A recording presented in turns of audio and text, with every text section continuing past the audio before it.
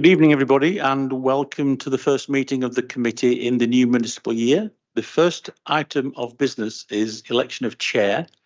Is there a nomination? Andrew? Thank you, Neil. I would like to propose Andy Croy. Is that seconded? Thank you, David. Are there any other nominations? Okay, I think you've been elected. Andy, if you'd like to take the hot seat.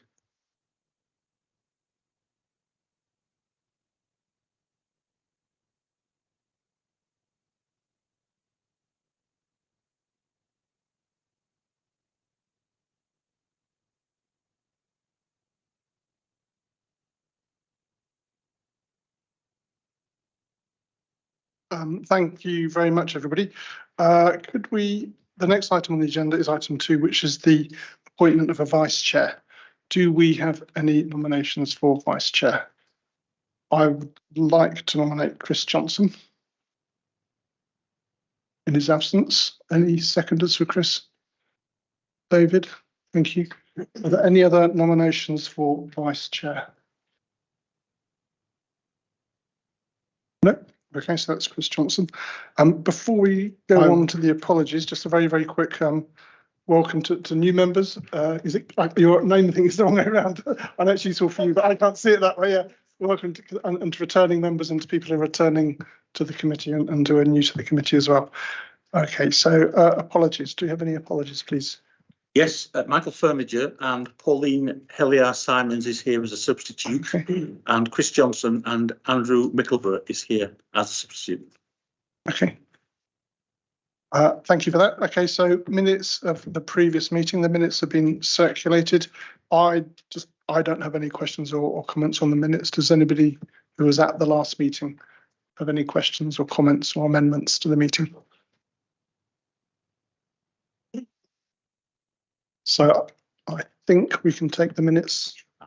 Oh, so a quick show of hands on those. All those in favour of accepting the minutes of the last meeting? Okay, all those against? And any abstentions? Okay, I think that's carried. Thank you. Okay. The item 5 on the agenda is public question time. Have we had any questions from members of the public? There are no public questions and no member questions, Chair. 2 in 1. Okay, that's brilliant. It's 5 and 6. Thank you very much.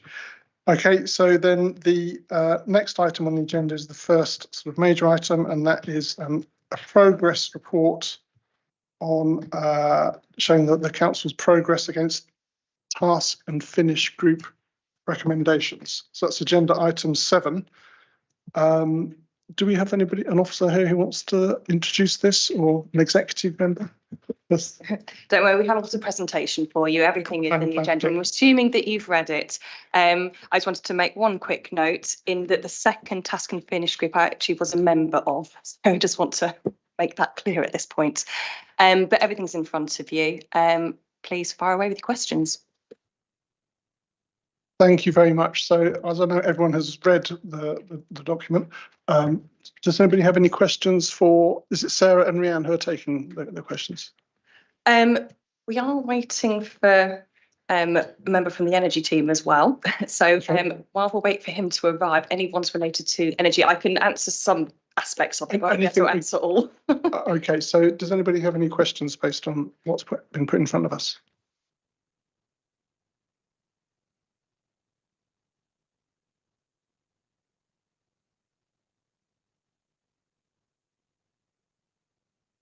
Okay, so if there's still sort of germinating questions, we'll let Andrew get on with his. I'm sure he'll be as brief as normal. And we've got Pauline as well. We'll do Andrew first, and then we'll do you. I'm here as a sub tonight for Michael. Yeah, so Pauline, so we'll do Andrew first. So I saw his hand go up first. Sorry. Going to do Andrew first. Oh, yeah. Okay.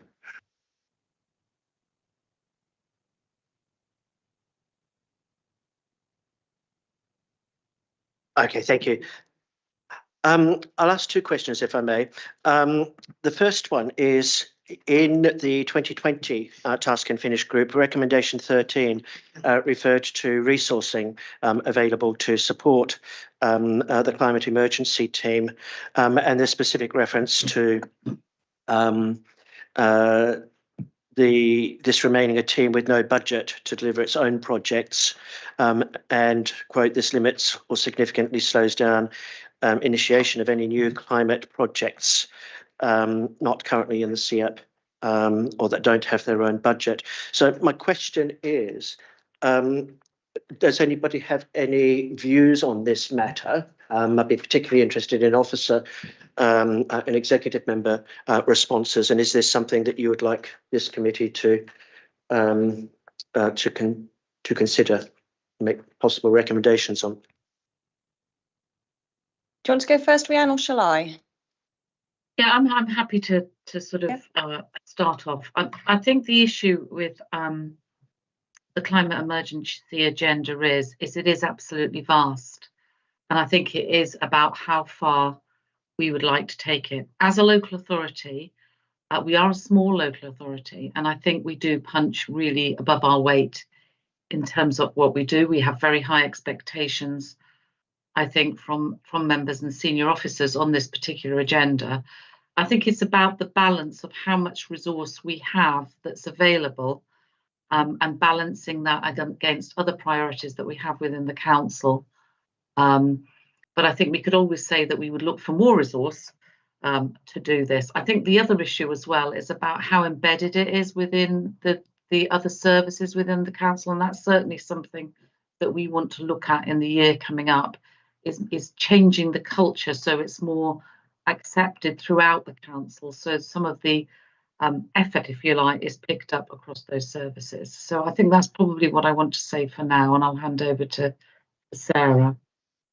Yeah, just to expand on that, the challenge we've got is tackling the climate emergency. We don't have any statutory powers given to us by government, and because we have no statutory powers, we have no funding for it. So we have to find funding from other sources. There are obviously grants and things that we can apply for, but we are pitted against other local authorities all trying to achieve the same thing. But that's obviously usually for capital rather than revenue. We do have a team, as you know from the report, of a service manager and 3 officers. There's only so much they can do. They're doing a fantastic job and we would like more. But at the same time, we also need to consider the rest of the organisation with what Rhiannon was saying about having this embedded. It's about having resource within the climate team to embed this, but also within the deliverable teams as well. So planning being responsible for that, their part, transport and that side, etc. So it is a challenge, though, until we actually get those statutory powers from government. There's only so much we can do with obviously all the other priorities we have, like cost of living crisis, inflation, etc. Yes, thank you, Rhiannon and Sarah. I think both of your answers are very, very helpful indeed. And I would agree, that it's quite remarkable what has been achieved so far, in the area of climate emergency. The model of resourcing this seems to be working thus far, very effectively and efficiently. So I'm reassured, by what you're saying, but it does seem as though this is something that will need to be continually sort of revisited and, and monitored as situations change. Could I ask just one other shorter question, if I may? And that's a reference in the 2021 Task and Finish group to the Climate Emergency Communication and Engagement Plan. Can I ask when that will be available, and whether it's something that should be considered perhaps for the forward plan of this committee? I think this will really fits into some of the work that we're doing that will be coming out of the deliberative process. So it'll be about engaging with our residents, businesses, our stakeholders and partners. It's something that we're just shaping at the moment, and I think it would probably be ready for the next meeting of the Overview and Scrutiny Committee, and we'd be very happy to send out that paper once it's ready. I don't know, Sarah, if you've got anything that you would want to add to that. No, I'm not actually sure of the timescales of that. I know it's on our forward plan, but as and when it's ready, maybe that's a conversation we can have with the chair of this committee as to when it fits into the programme, should you wish to receive it. Thank you, Andrew. And anything else, Andrew? I've got David down. Nothing more from Andrew. So Pauline, would you like to go now? Apologies, I was too anxious to speak. It's a question relating to recommendation 1, that council work with schools, etc. One initiative was that we were going to encourage all schools to have solar panels. In fact, Graham, my colleague on my right, started that initiative. And thinking about the milestones which are referred to in that recommendation, how many of our schools now have got solar panels, secondary and primary? I think this is a question for Ian Goff, if Ian can hear us. I can, and I'm happy to take that. Hopefully I'm coming through. In short, 70% of schools within the Wokingham Borough now have solar PV of one type or another. So I think we have moved quite considerable ground in that respect. There are still plans to do an awful lot more, but increasingly there's a financial model that comes hand in hand with that. And I'd argue that the financial model misses out a little bit on the climate emergency model. I understand, because obviously money's tight within the council, but we have made huge grounds, and those sites that do have solar PV arrays invariably are paying significantly less for their energy bills. So about 70% is the answer to your question. Thank you. Do you have another question, Pauline, or a follow-up? No. David? Chair, item 4 from 2020, the latest update talks about developing an impact assessment tool to manage or to measure carbon impact. I mean, from my limited knowledge, they're incredibly complicated and complex sets of calculations to get involved in, both in terms of the technical data and the scope. I was just kind of wondering where that was going and how far you'd evolved it. I can start this one, and I'm sure Rhiannon will fill in any gaps. And this has been one of the concerns, which is why we're piloting it in a couple of teams first to see how that lands. And for the most part, for most projects, it's actually not too complicated. It's quite a simple process, but we're trying to gauge how complex that is. What we don't want to do is for this to be prohibitive. This is about the embedding and making sure that climate impact is understood and mitigated as best as possible across the organisation. Currently, what we have on report papers is that little box that asks people to consider this, and it's not been done very well. So this is a slightly more in-depth way of looking at it, but what we don't want is people to be put off doing it either. So it's getting that balance. But I'm sure Rhiannon may want to add a little bit to that. Yeah, I think Andrew Collins might want to say a few words on this. Yes, I think Sarah's correct. Obviously, it's in terms of we have done it and to make it as simple as possible. So obviously it can be very complicated, but we are doing it to make it as easy as possible so it's not prohibitive. The current tool as it stands is in development in the prototype stages, but it's based on successful examples from other councils. I think we've talked about that in previous meetings. So from our side, we're confident that it will be successful in terms of it has the data and the kind of the support behind it.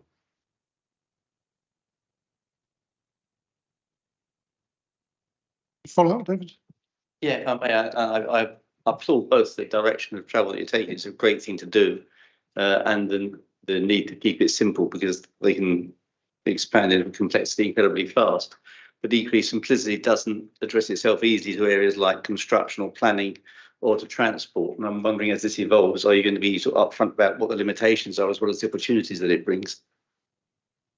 I would say that that's definitely the case, David. I think, whilst we really want to measure and use this as a tool to help us in terms of our prioritisation and understanding what we're achieving in terms of our decisions, we don't want to make it so onerous that it's using up an awful lot of officer time. It's about trying to find that balance, and that's why we'll be piloting it initially, I think, taking it forward. Yeah, from my side, I think you mentioned, for example, with planning, obviously there are lots of regulations and things there. So there are already some specific things that the construction obviously have to take account of. So we're not trying to add to that or kind of replace that. That will go on itself, and obviously we'll incorporate it. So as we need to, but we're being a more simple version of those additional tools. Just to add further, I mean, on your specific example with regards to building, I mean, that's obviously a combination of planning and building regs that are changing. The building regs obviously changing soon anyway. Not far enough in my view, but they are changing. And we need to have a discussion as a council, you know, whether we can seek to go further than what's being asked in that regard. I would hope that beyond the impact assessment at all, any kind of projects like that we're looking at through a climate lens from the outset anyway. So. Thank you. Ian put his hand up as well. Ian, would you like to go? Thanks. Just looking at item 16, about energy. Sorry, 2021, yeah.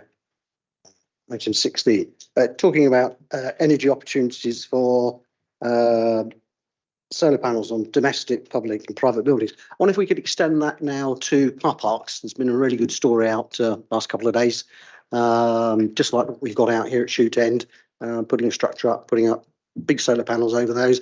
The benefits of doing that is, firstly, for some strange reason, it actually seems to get a bigger energy input from that. I haven't worked out the physics of that. The second is that it covers the cars, keeps them cooler, particularly if they've got batteries in there, and you can directly charge from the array to the batteries in the cars as well, so you don't have to lay lots of other cables and put lots of other machines in.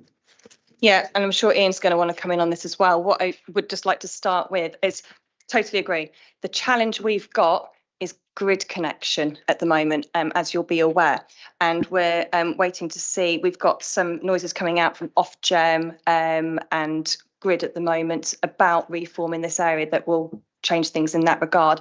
At this moment in time, I think we're in a position where we need to wait and see what's coming through. We are obviously lobbying on this as well, but what we don't want to be doing is investing in this area until we can be certain that we can connect to grid at an appropriate moment in time, rather than the sort of 10-15 year delays that are up and down the country at present. But absolutely, car parks is a really good place that should be considered.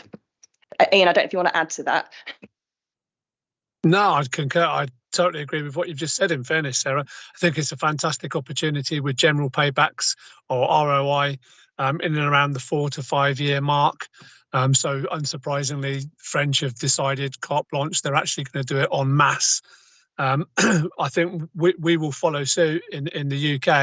I think Woking was slightly ahead of that because we are actually putting DNO connection requests in now based on feasibility to look at the opportunity for grid connection for solar car parks or solar arrays on car parks. Obviously with the triple whammy of battery on the back of it, battery in association with the car and the EV charging points, etc., etc. So yeah, it's a cracking opportunity in short. Just to clarify on the lingo, DNO district network operator. So that's the local, and that's the localized part of the distribution network. Okay, and so we have one for the area. Ian, do you have a follow-up or supplementary? Anybody else? No, good. So my turn then. So again, sort of starting at the beginning, 2020.5, the Task and Finish group asked for that an independent car and accounting audit be carried out, and it hasn't been carried out. The PwC audit that was carried out was very much a high level review. There was so there has not been as yet an independent audit of the methodology used. So at the time, I've got the emails here, you were very, very supportive of this idea of an independent audit. Where are we with that now? Yes, because it wasn't just the initial Task and Finish group that requested this, but the audit committee actually asked for like a carbon accounting audit, and the scope of what was commissioned wasn't that. It was more high level. Now, the response I got at the time was that we needed to start with a high level audit of the plans from a governance and that sort of practical side of things, with a view to leading to what was originally requested at a later date. I was under the impression that something went to audit for last year. I don't know, with a view of what was going to come. Sorry. There was a high level Yeah, no, I know. But there's been nothing I'm since. talking about the forward plan. So I think there was, I don't know, I've not been to audit committee, and I'm sure Rhiannon will come in and clarify this point in a minute. Now, I too would like to see an independent audit of this happen. And I think it'd be really good to get that assurance of what we're doing of the methodology.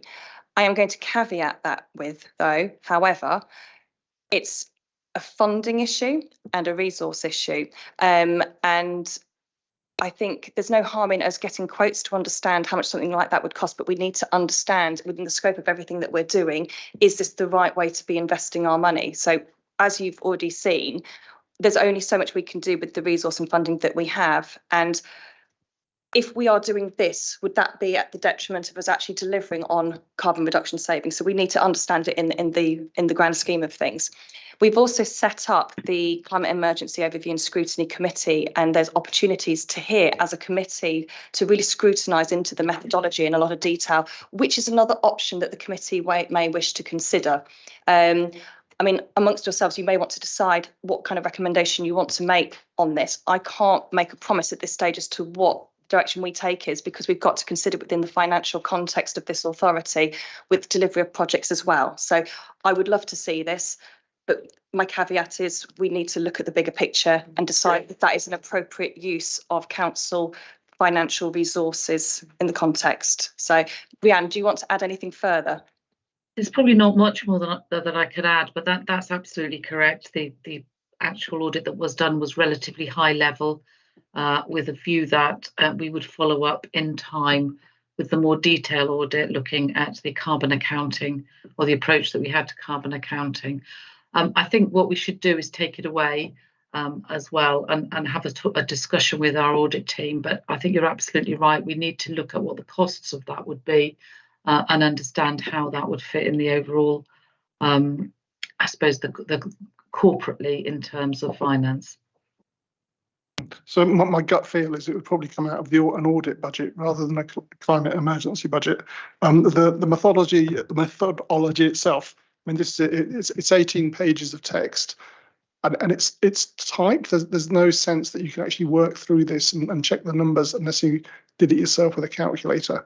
So to me, that just seems very, very risky, that there is room for error in what's being produced here. I've never seen any sort of any sort of basis for sort of thinking that anything complicated is being used to actually calculate the numbers. All I've ever seen is text. So that's one of my concerns, is when you're calculating theoretical carbon savings, I don't know if they've been done on a calculator, spreadsheet, or in Word, frankly, and it does concern me a little bit. I mean, Andrew is on the call who puts that together. I don't know if there's anything you want to add, Andrew. But yeah, it's within your gift, sorry, as a committee to make a recommendation. Yeah, thank you for raising it. Obviously, we know it is a very important point in terms of the methodology, and that's what supports it. Obviously, the methodology is always quite a subjective area in itself with the carbon side of things, because of the range of data that's available. So that obviously has its own limitations. And again, we've discussed that before. In terms of the format, it's primarily done as a Word document to try and help more people understand it, because if we just published it as a spreadsheet, it wouldn't, in our view, be very clear, because we can't put as much of the text behind it. So that's done to try and support and justify where the figures have come from, allow us to provide that extra information. So if obviously we are using other tools behind that, but if we can't just publish raw data, because that doesn't really help anyone, we feel this is the best way of kind of displaying the information that we have available. Okay, thank you. I guess my last comment on that would then also be that the comment from the officers says in early 2022, PwC conducted an audit. That there's no sense in the officers' comment that it was actually a very high level audit, and it wasn't the audit of methodology that was requested. So that it didn't make me very happy to see that description of what happened when I was able to find out that it wasn't the detail that we wanted. Okay. Okay, noted, and we'll take that comment away. Thank you. Okay, so my next question is going back to the money. There are a couple of comments in the actions about the lack of resource, and there's one comment in particular which says that the climate team doesn't have money for its own projects, and it's very much a coordinator and a facilitator and an enabler. That's that sort of role. But is the climate team planning on putting in any bids for funding, or has the team just sort of said, actually, there's no cash and we're not going to try for any of our own money at all? So they've already put in several bids already, and they work collaboratively with the teams that would be utilising that money. So, an example is the Social Housing Decarbonisation Fund that they work with housing and energy on, and were successful in that, for example. That's one example.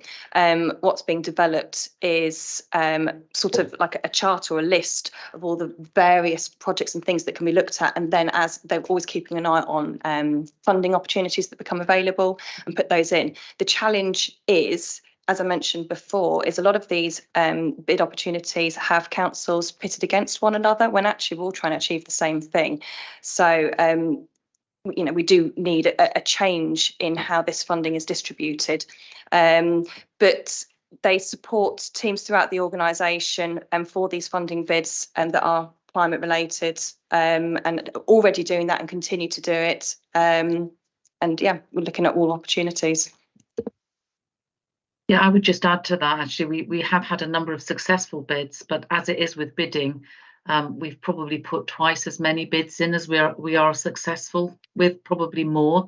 So it is quite resource intensive to do them, but I think we've had a very good success rate in terms of successful bids. But they often come out, for example, that the decarbonisation of social housing fund, is handed over into the services. It doesn't necessarily come back to fund research or other projects within the climate team itself. Thank you. Okay, so a couple of the projects which it says aren't going ahead at the moment are the Green Bank initiative and the demonstration showroom type suggestion. Are these two initiatives covered by any current grant applications, or are we just sort of hoping something will happen?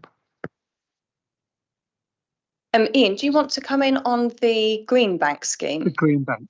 Yeah, so in terms of the Green Bank, it's something that very much we're still looking into. Having said that, I don't mind admitting there aren't really any grants applicable for this sort of thing. It's invariably done either by private banking interests, which invariably are pitted against the council and therefore our residents. So we're a bit hesitant to get involved in that type of initiative or loan. And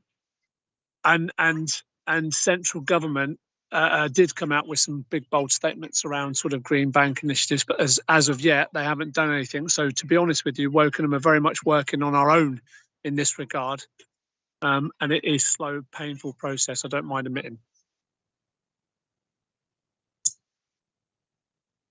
And the demonstration showroom innovation hub thing.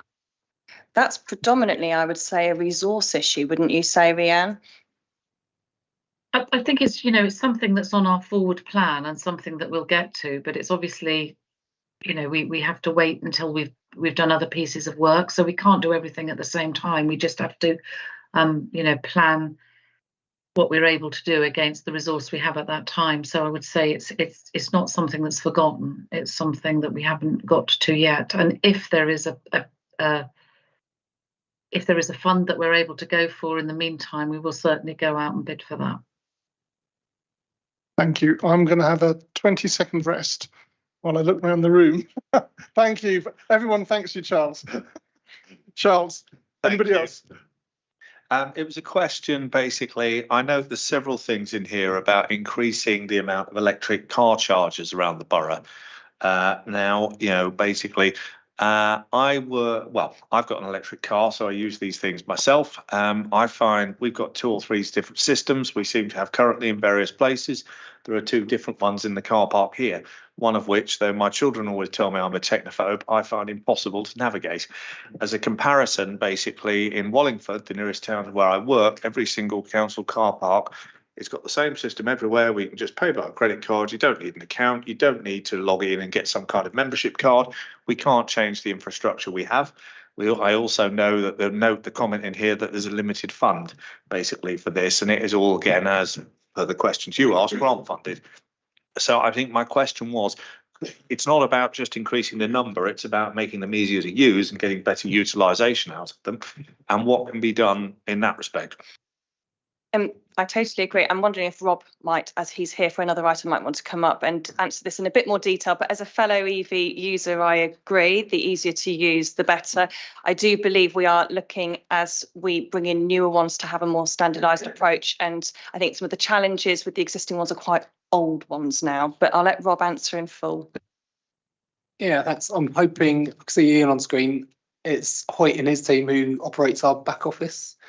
And that's where all the kind of payments and things go through, and he has been, that's right, he has been working to try and get those all aligned so that we can have a single payment system. But we do still have some fairly old systems which were originally BP Chargemaster fitted a few years ago, and there are a lot of kind of legacy issues that he's still trying to work through, I think. But in the long term, we've got the Onstreet residential charging scheme money for the 38 charge points this year. They all need to be payable by credit card or debit card, as well as if we also want to use our own RFID card, that kind of thing. So they will be accessible to more people and much more easy to use. I don't know if you want to add to that, Ian. No, I concur. I mean, essentially, yes, Hoyt's busy working away, and we're trying to sort of rationalise effectively the back office to these EV charging bays. I would argue that within Wokingham, I agree. I can't argue it. There are a couple of charging points. That's unfortunate that they've happened over time, and we have utilised different organisations. But one of the big beauties of a project's approach like that is that Wokingham are the benefactor in terms of the money coming back to us. I happen to know that some of the other local authorities have gone carte blanche with other providers, and which they get absolutely no revenue from. So it goes straight into private hands. Now, I guess we do need to make up our minds a little bit in this respect, but for the council, like to see revenue coming into us from effectively providing the service. And I think that's very much the route that we're going down at the moment. Charles, do you have a comment? Yeah, I'll just come back briefly on that. I note and understand Ian's comment, but I think there is also a point. There's got to be a balance between getting money for the council and also providing a service which actually A, accomplishes the policy aim, and B, makes it easier for residents to use it. And I think I note your point. I can't argue with that at all, but there must be a happy medium to be struck here somewhere. And we are, and that's the point. We've got some legacy ones that are still in, but we're running out. And you will find that with any new technology, you are going to have different things come out. It's a bit like the super fast charging on cars, so you've got the CHAdeMO still, and then you've got the CCS chargers, and obviously one's being phased out. It's a bit like VHS and Betamax. It's the same kind of principle. So, as an emerging technology, there is going to be a variety, and it's starting to now consolidate into what we're going to see going forward. So, Andrew? Yes, could I just probe on this issue of EV charging points a little bit more? I see on page 23 that a charge point implementation strategy is underway at the moment. So am I assuming that the strategy is not extant at the moment? And if not, when will the new strategy sort of be implemented?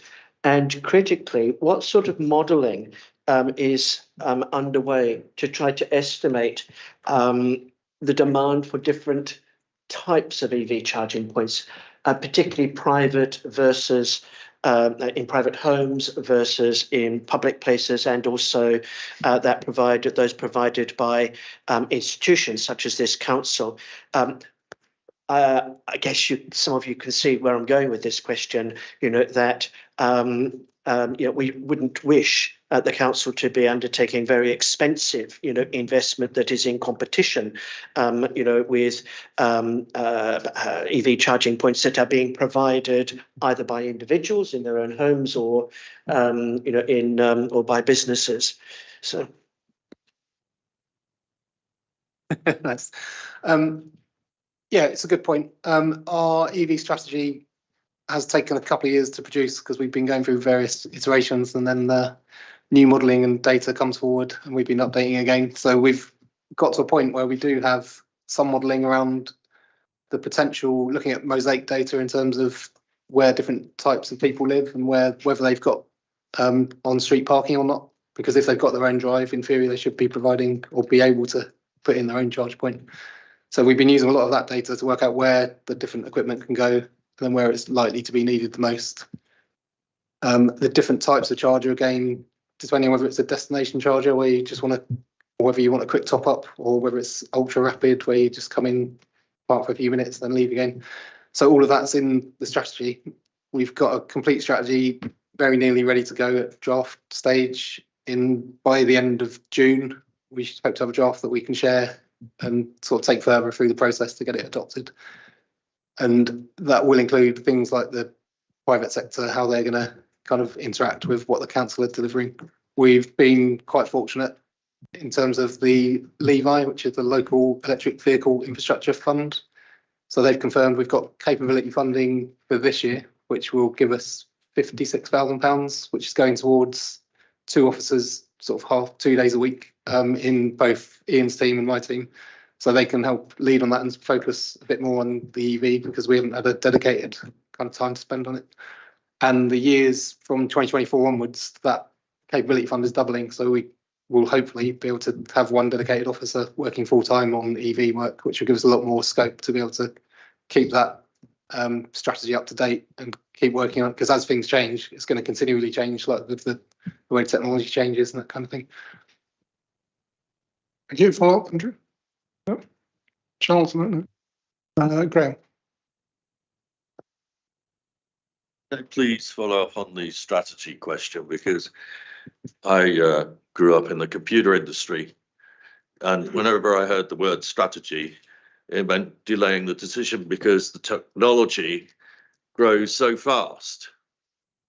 And I would like to be assured what there is built into the policy and the plans, not to be caught in the trap that we're sitting here in 2 years' time and thereafter not having made the commitment and the gains that we're trying to put into, as Andy says, numeric form and deliver the benefits to our residents. Yep, that's a fair point. So the Onstreet residential charge point scheme that I mentioned earlier, we've already got that funding, which we were awarded based on our previous kind of research into the Onstreet residential demand that we had. So we have started making some progress there. The LEVI fund that I mentioned, their intention is for us to keep working on our strategy, define what projects we're doing, and then use the funding that they're giving us to create our own bids, bidding back to them for the capital funding they've got available to us. So I think everyone's on board and on the same page in terms of trying to push things forward and get things delivered.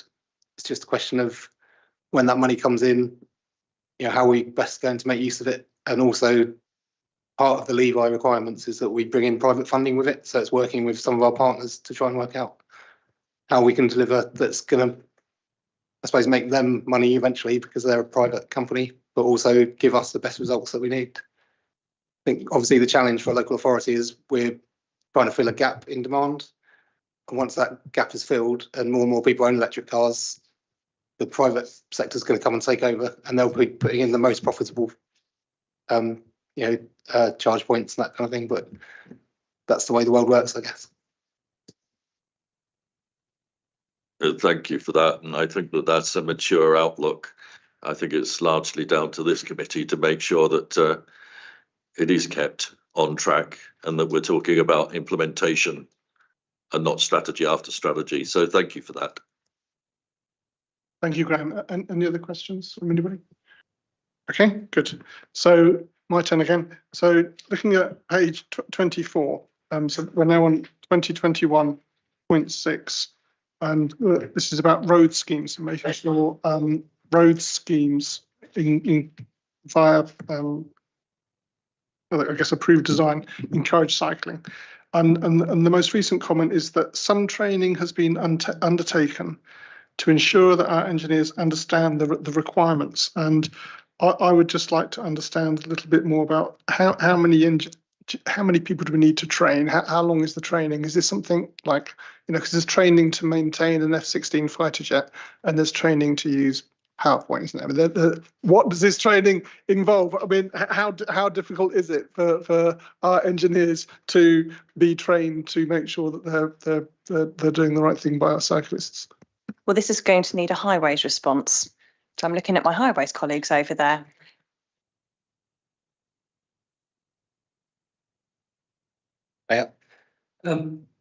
Yeah, so mentioned the EV capability fund. We also have a cycling capability fund from Max Travel England. So they've given us some funding where we now have a cycle champion in place, who is Helen Littler from WSP.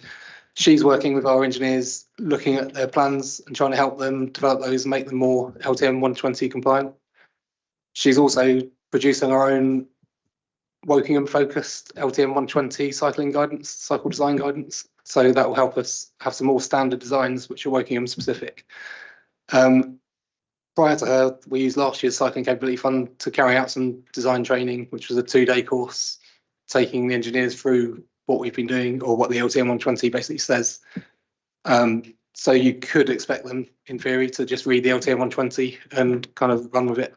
But I think having that training, make sure that we've sat down with them, we've discussed with them the benefits, as well as, you know, explaining why they're doing it, as well as how they should be implementing LTM 120.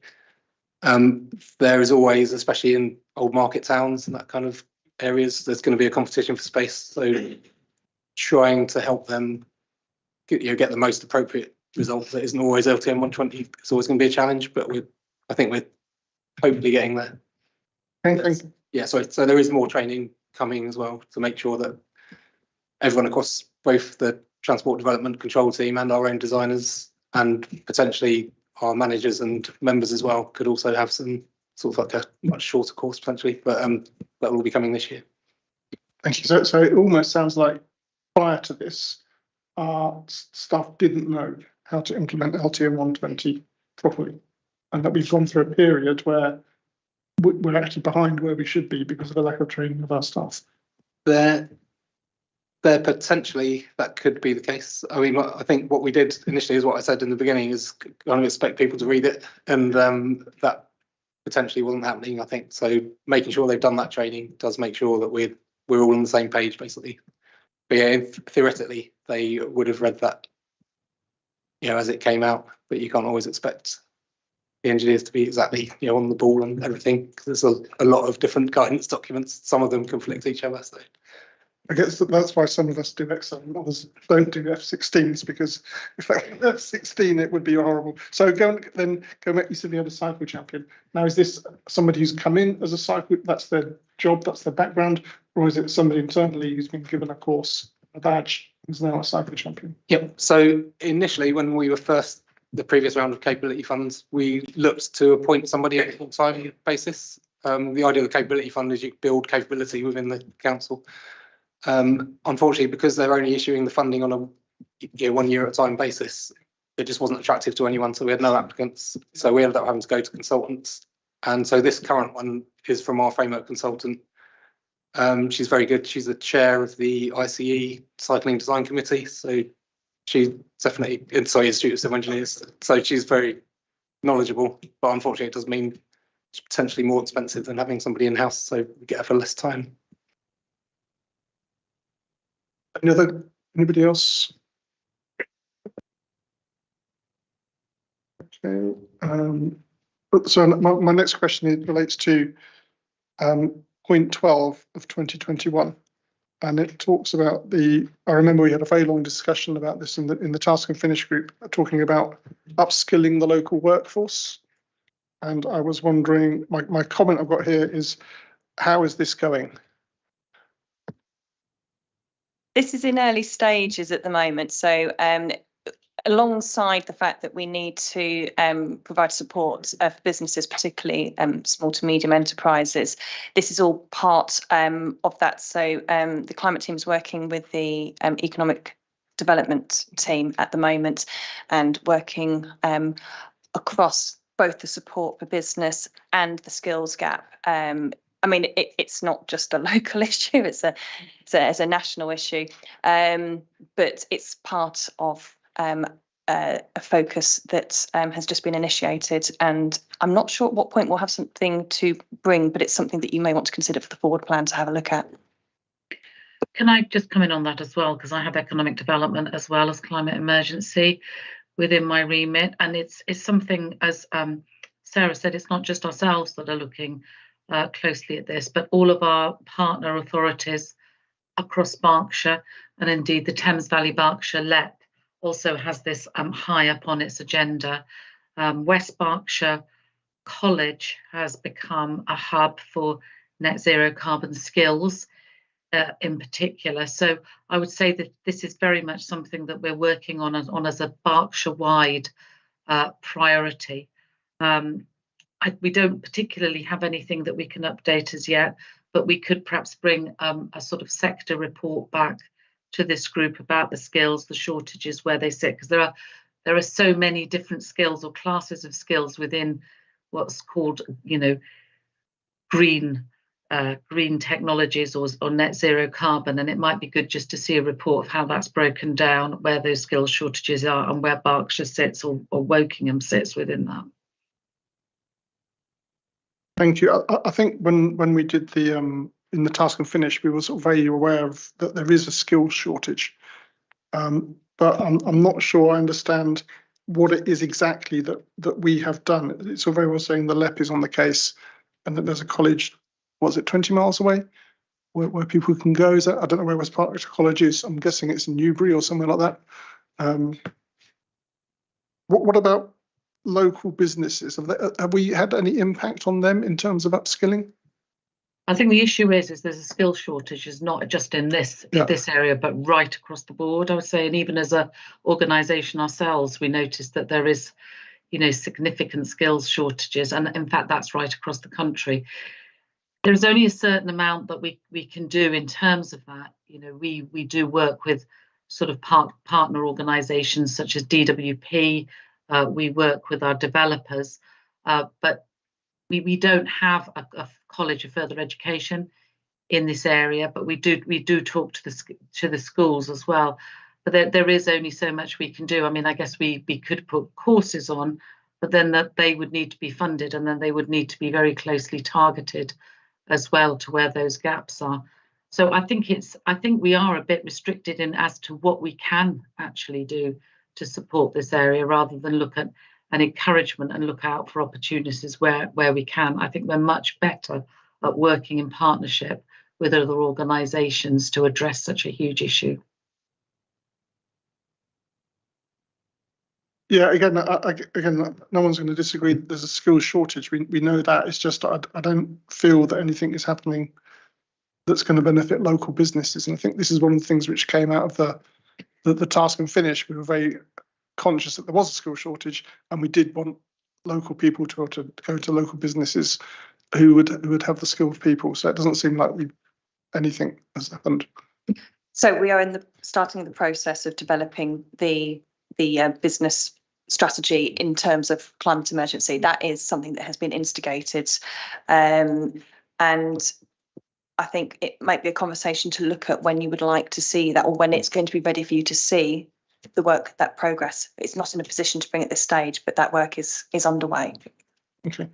I also think, I just want to say that's an incredibly wide question, because it's like we're saying, we're talking here about skills shortages quite broadly in net zero carbon, which is enormous. And I think that, what I'm proposing is this piece of work to understand it better before we can address it. And then we need to look at what we would need to do to address it, and whether we have the resource and the ability to do that, or whether we're better working and supporting a partner to do that in our stead.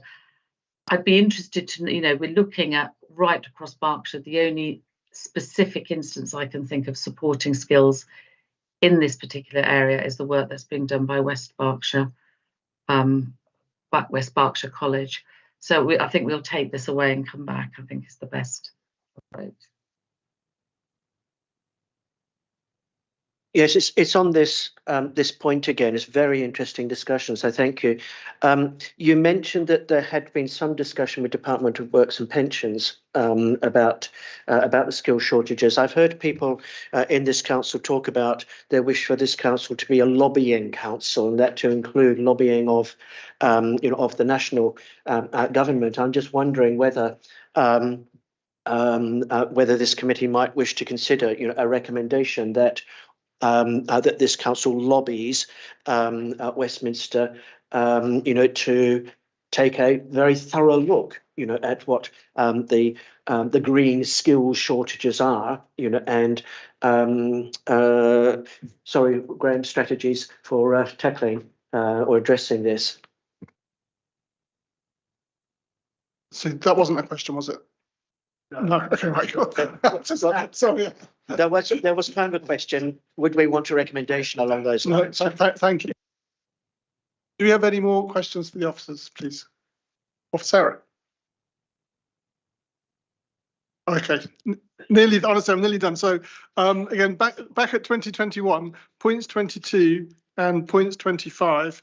No, sorry, points 22 and points 23. But both end with the comment awaiting senior management approval.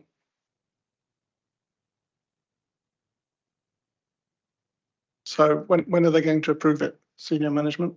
Who are these people? I would say actually that if I could just respond to 22.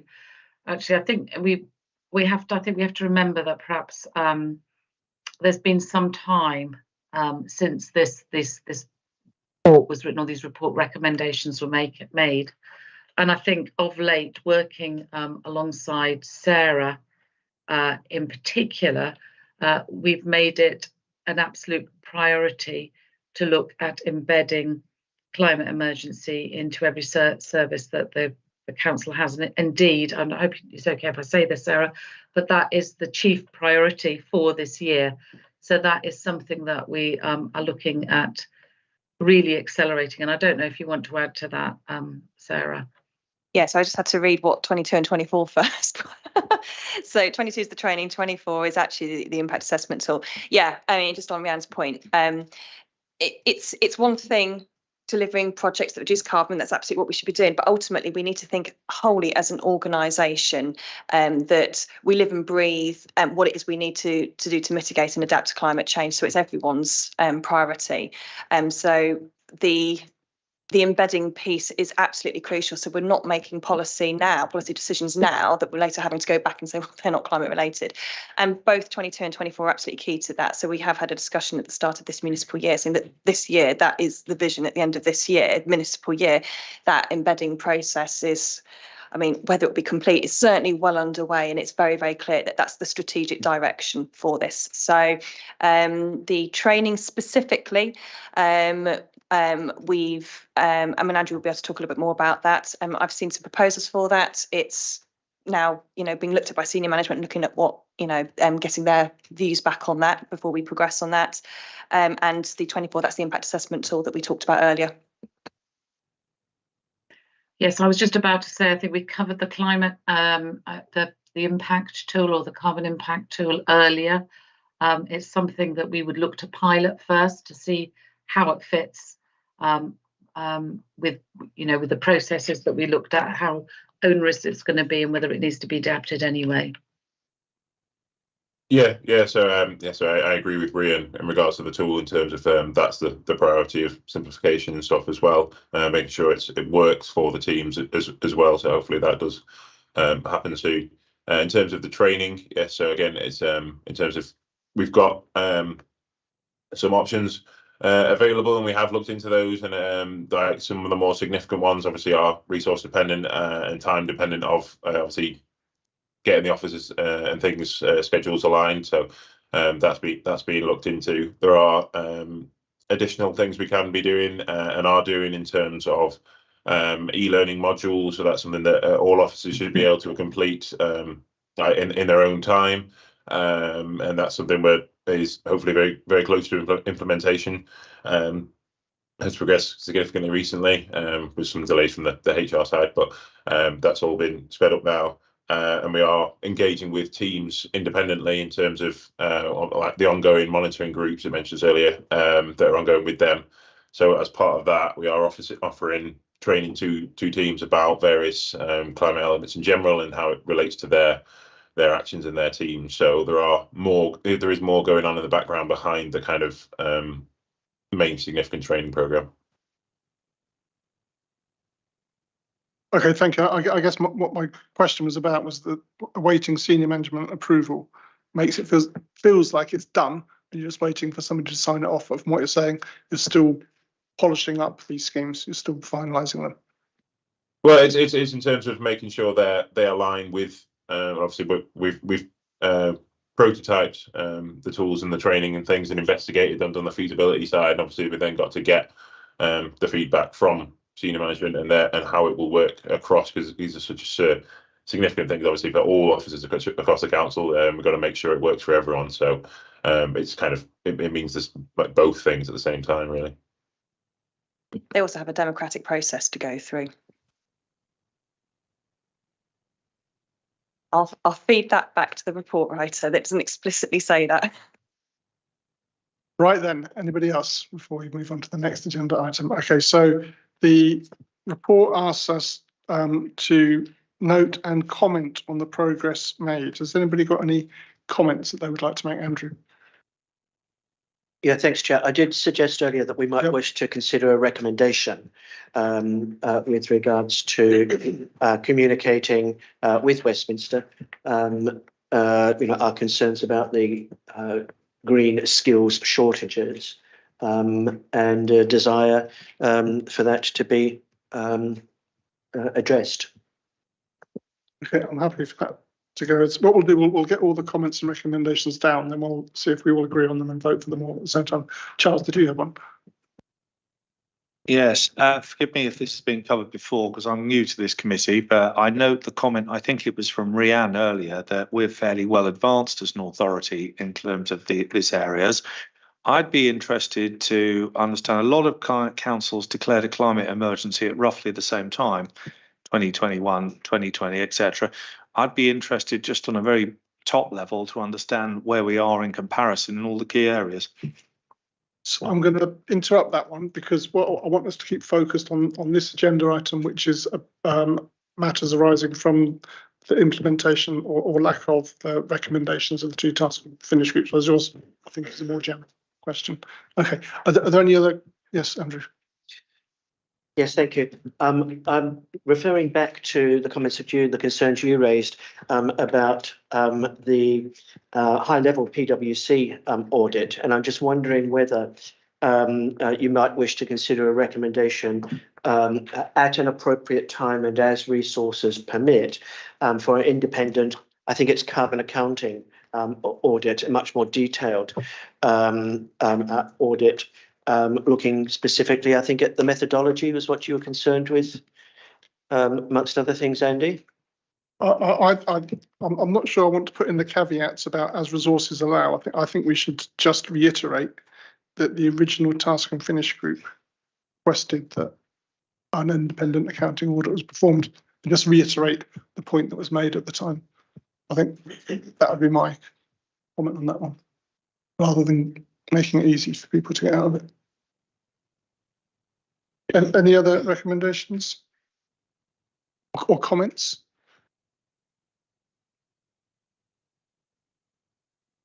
I would like to put something in there acknowledging how much has been done, which seems to reflect the recommendations of the two task and finish groups. It's not been 100%, I think that's clear, but I think a lot of the things which both the groups requested and which the officers said they would try to do, I think have been done, and I think it's important that's acknowledged.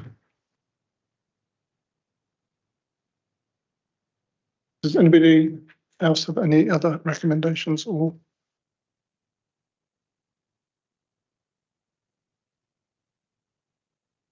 No, Neil, could you read those three back to us, just so we all, and then what we'll do, we'll go through them and then we'll have a quick show of hands.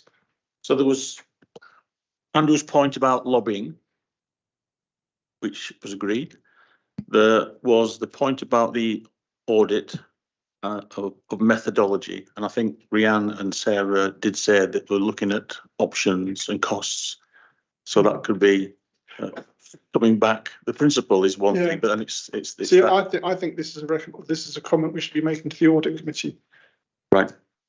Not it shouldn't be up to the people who are producing the plan whether or not it's audited and how that audit is done. It needs to be done by the committee. And then your recommendation about acknowledging how much has actually been achieved since the task and finish groups made the recommendation. Yeah.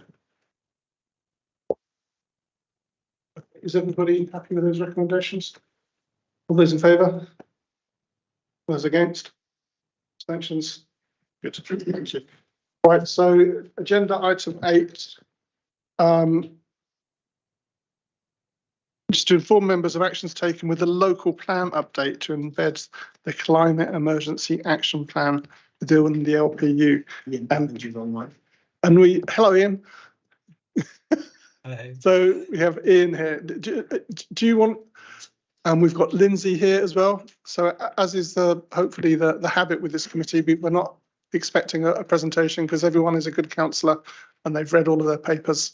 If you do want to say anything for 2 seconds, you're welcome to. I'm very happy to give a very, very brief input. I wasn't intending to give a presentation or go through the report in detail, as I too assume all councillors are good councillors, as you assume all officers are good officers.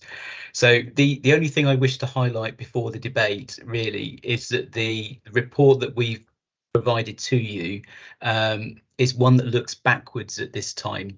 So in terms of the table which is in the report setting out the policies that are presented, those are policies from the draft plan from 2020. I just wanted to assure the committee that there is a work ongoing to improve those policies. So we've commissioned evidence to support further improvements in terms of formal evidence base, and we're engaging with local authorities who we believe have achieved better practice since those policies were developed, with a view to coming forward with a suite of planning policies which are much improved on what we've consulted on.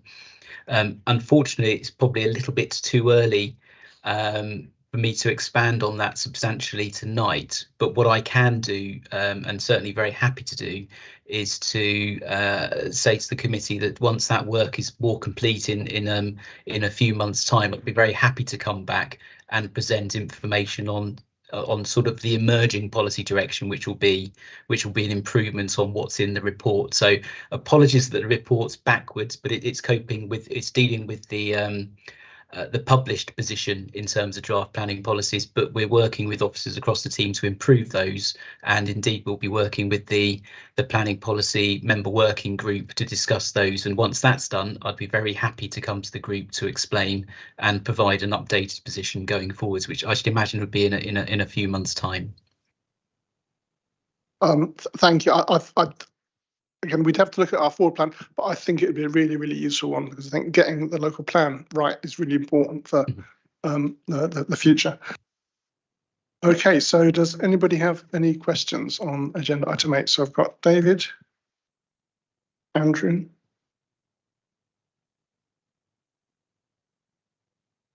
Let's start with David then. Thanks, Andy. I'll just pick up on Ian's point that he's just made about future-looking policies. One of the things we often deal with at planning committee is the question of what is how we define a sustainable development. We often use words about proximity to services, but it's so loosely defined both by committee members, by officers and by developers that it tends to end up meaning whatever you want it to mean to suit a particular argument at any given time. Will the question of how we define a sustainable location be addressed in this new suite of policies? That's a tough question to start with, David, so thank you very much for that one.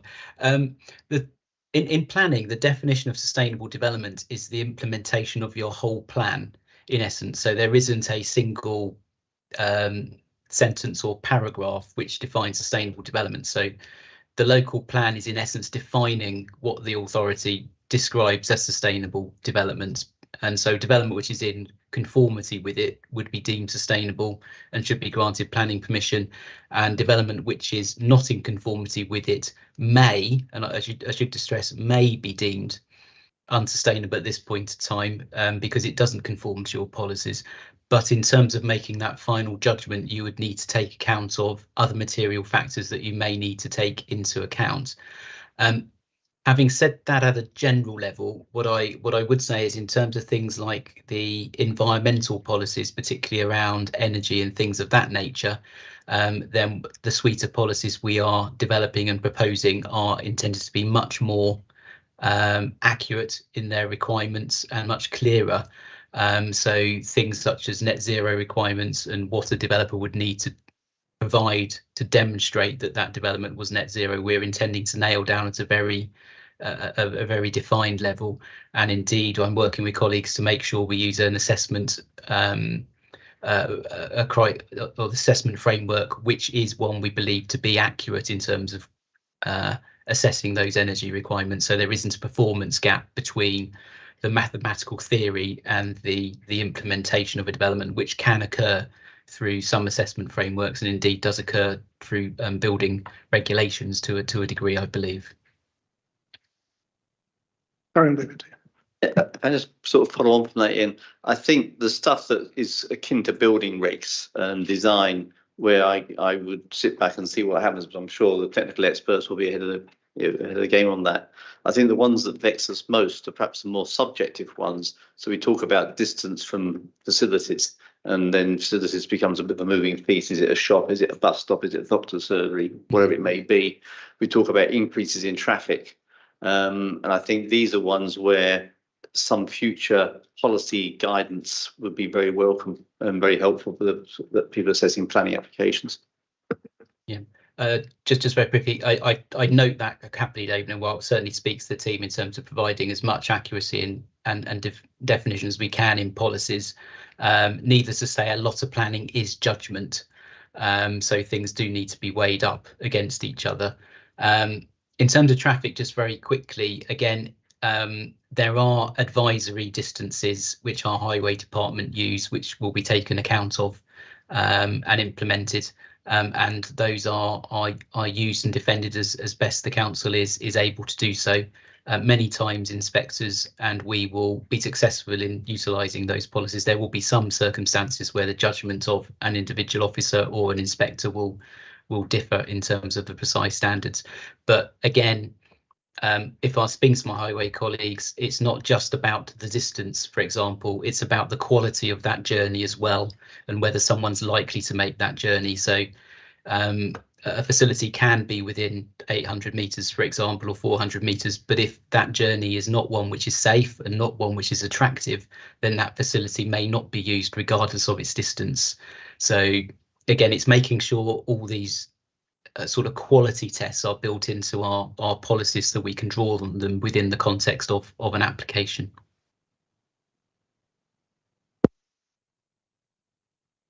Okay, Andrew. Thank you, Ian. Firstly, just a point of clarification. Is the CCIPS, the Climate Change Interim Policy Position Statement, is that in operation as we speak? Yes, it is. Good, thank you. Now, also for clarification, I understand that the CCIPS is not mandatory, but it's there to provide guidance and indication to developers as to what we would like, indeed expect, hope for, going forward, but that the only mandatory requirements, are included in documents such as the core strategy, the MDD, and so forth. But then I'm a bit puzzled because on page 42, it says climate emergency and CAP are material considerations for planning purposes. So if we could just get some clarification on that, and then I'd like to make a suggestion, a recommendation, actually. Thank you. Yeah, certainly. The it's very difficult to say. I must find a better name for the document, but the interim policy statement, if I called it that, that is in operation. Just to give an idea of its status, the way the standards can only be set by a local plan. So if the council wants to introduce, for example, let's just use zero carbon development, it has to do so through a new local plan and a new local plan policy. And that's where the emerging local plan, as we've mentioned, is very, very important in terms of updating what we currently do, in that when our current policies were developed, the world of planning and the framework around that was very different. And in terms of climate change ambition, that was also very, very different. The interim policy statement or position statement is a tool that we've devised to encourage developments to go beyond the minimum standards of our existing policy. So in that regard, it confirms that if you go above and beyond policy, that will be something which is factored in favour of the development. Now, that won't make a difference in a lot of developments, because unless the judgment is very balanced, but it's an encouraging tool to try and ensure developers at least go through a process of trying to improve over our minimum standards. And by being produced, it is a material planning consideration. That simply means that it is relevant to a planning decision, but it is not the starting point for judging a planning application. So to go back slightly into planning law, when you're looking at the planning application, the starting point is what your local plan says, in our case, the core strategy and the managing development delivery plan. You can then weigh other factors against that starting position to see whether they suggest planning permission should or shouldn't be granted, but they're not the starting point. And national policy is a material consideration, for example, and this interim planning position statement is also a material consideration. So it's something that we can take into account in the balance when we're judging a planning application. So in that respect, it's intended to make a small but important difference until we can get a new local plan in place, but it doesn't reduce the importance of getting that new local plan in place. What I will say is the interim policy position statement has proved useful in a couple of appeals where it has been referenced, for example. So there was one, the case I can recall, there was a scheme in Sonning, for example, where the developer was taking a approach to development which wasn't particularly sustainable, and the inspector in that circumstances quoted that document as one of the reasons why he was going to find harm from or impact that was unacceptable from that development, and ended up being part of the reason for it being dismissed by the inspector. So it is only a material consideration rather than being part of the development plan, but it has regardless made a difference in some decisions to date. No, that's incredibly helpful, Ian. And I think it's the example that you've just cited, of where the interim policy statement was raised by the planning inspectorate, is very, very interesting. I think it's also interesting the number of cases that are coming before the planning committee where applicants are going beyond, sometimes quite significantly beyond, the current minimum, requirements, and the IPPS may well have played a role in that. So this is really, really interesting and excellent work. But if I may, I'd like to sort of flag up a potential recommendation here, and that is that I think embedding the Climate Emergency Action Plan in the local plan update is such an important issue, and of enormous concern to every councillor and resident in this borough, that at an appropriate time, I think it would be really useful if all members could have a briefing on exactly what this entails and why it's so important, and also potentially to get some feedback from members. For example, I see that the local plan update will involve, when it goes for inspection, it will involve the testing of different scenarios by the inspector. And I think it might be quite interesting for perhaps to get some feedback from members in different parts of the borough, as to how they consider, this testing, inverted commas, might stand up, to the inspectorate. But yeah, so just flagging up a potential recommendation there. Andrew, you've raised some very, very important points there. All the way through this last year, we've been. You mentioned embedded. The strategy we've taken, the approach that we've taken on the local plan, is that the climate change is embedded into it. I call it future proofing, because it's going to come in stages. So if you look at the building regulations, Ian and I were talking briefly about it earlier today. That is a minimum standard. But we had an update in June 22, and any new building built after that date has to conform to the new building regulations. There's another one proposed for 25, and then that will obviously, I think, be more green, I think, than the current one. But the one in 22 is an improvement. But that is what we look at as being the minimum. And we, with the document that we've produced, and the working group worked on it last year to put it together, it is what we can do by saying this is the minimum, but we want this extra, and our target will be. And I think that the way that I must admit I've looked at this is that we can't do everything in one go. We would like to do everything, but we've got to do it I feel in stages.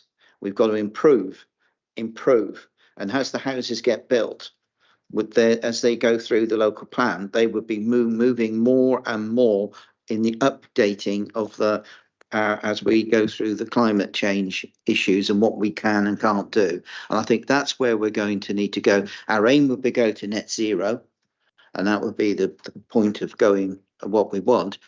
But we then find out how we get there, because we may not be able to achieve it, or there's things we need to do. And I think this is very, very important to how we move forward on this. It is really the fundamental point. The climate change issues and the local plan are interlinked.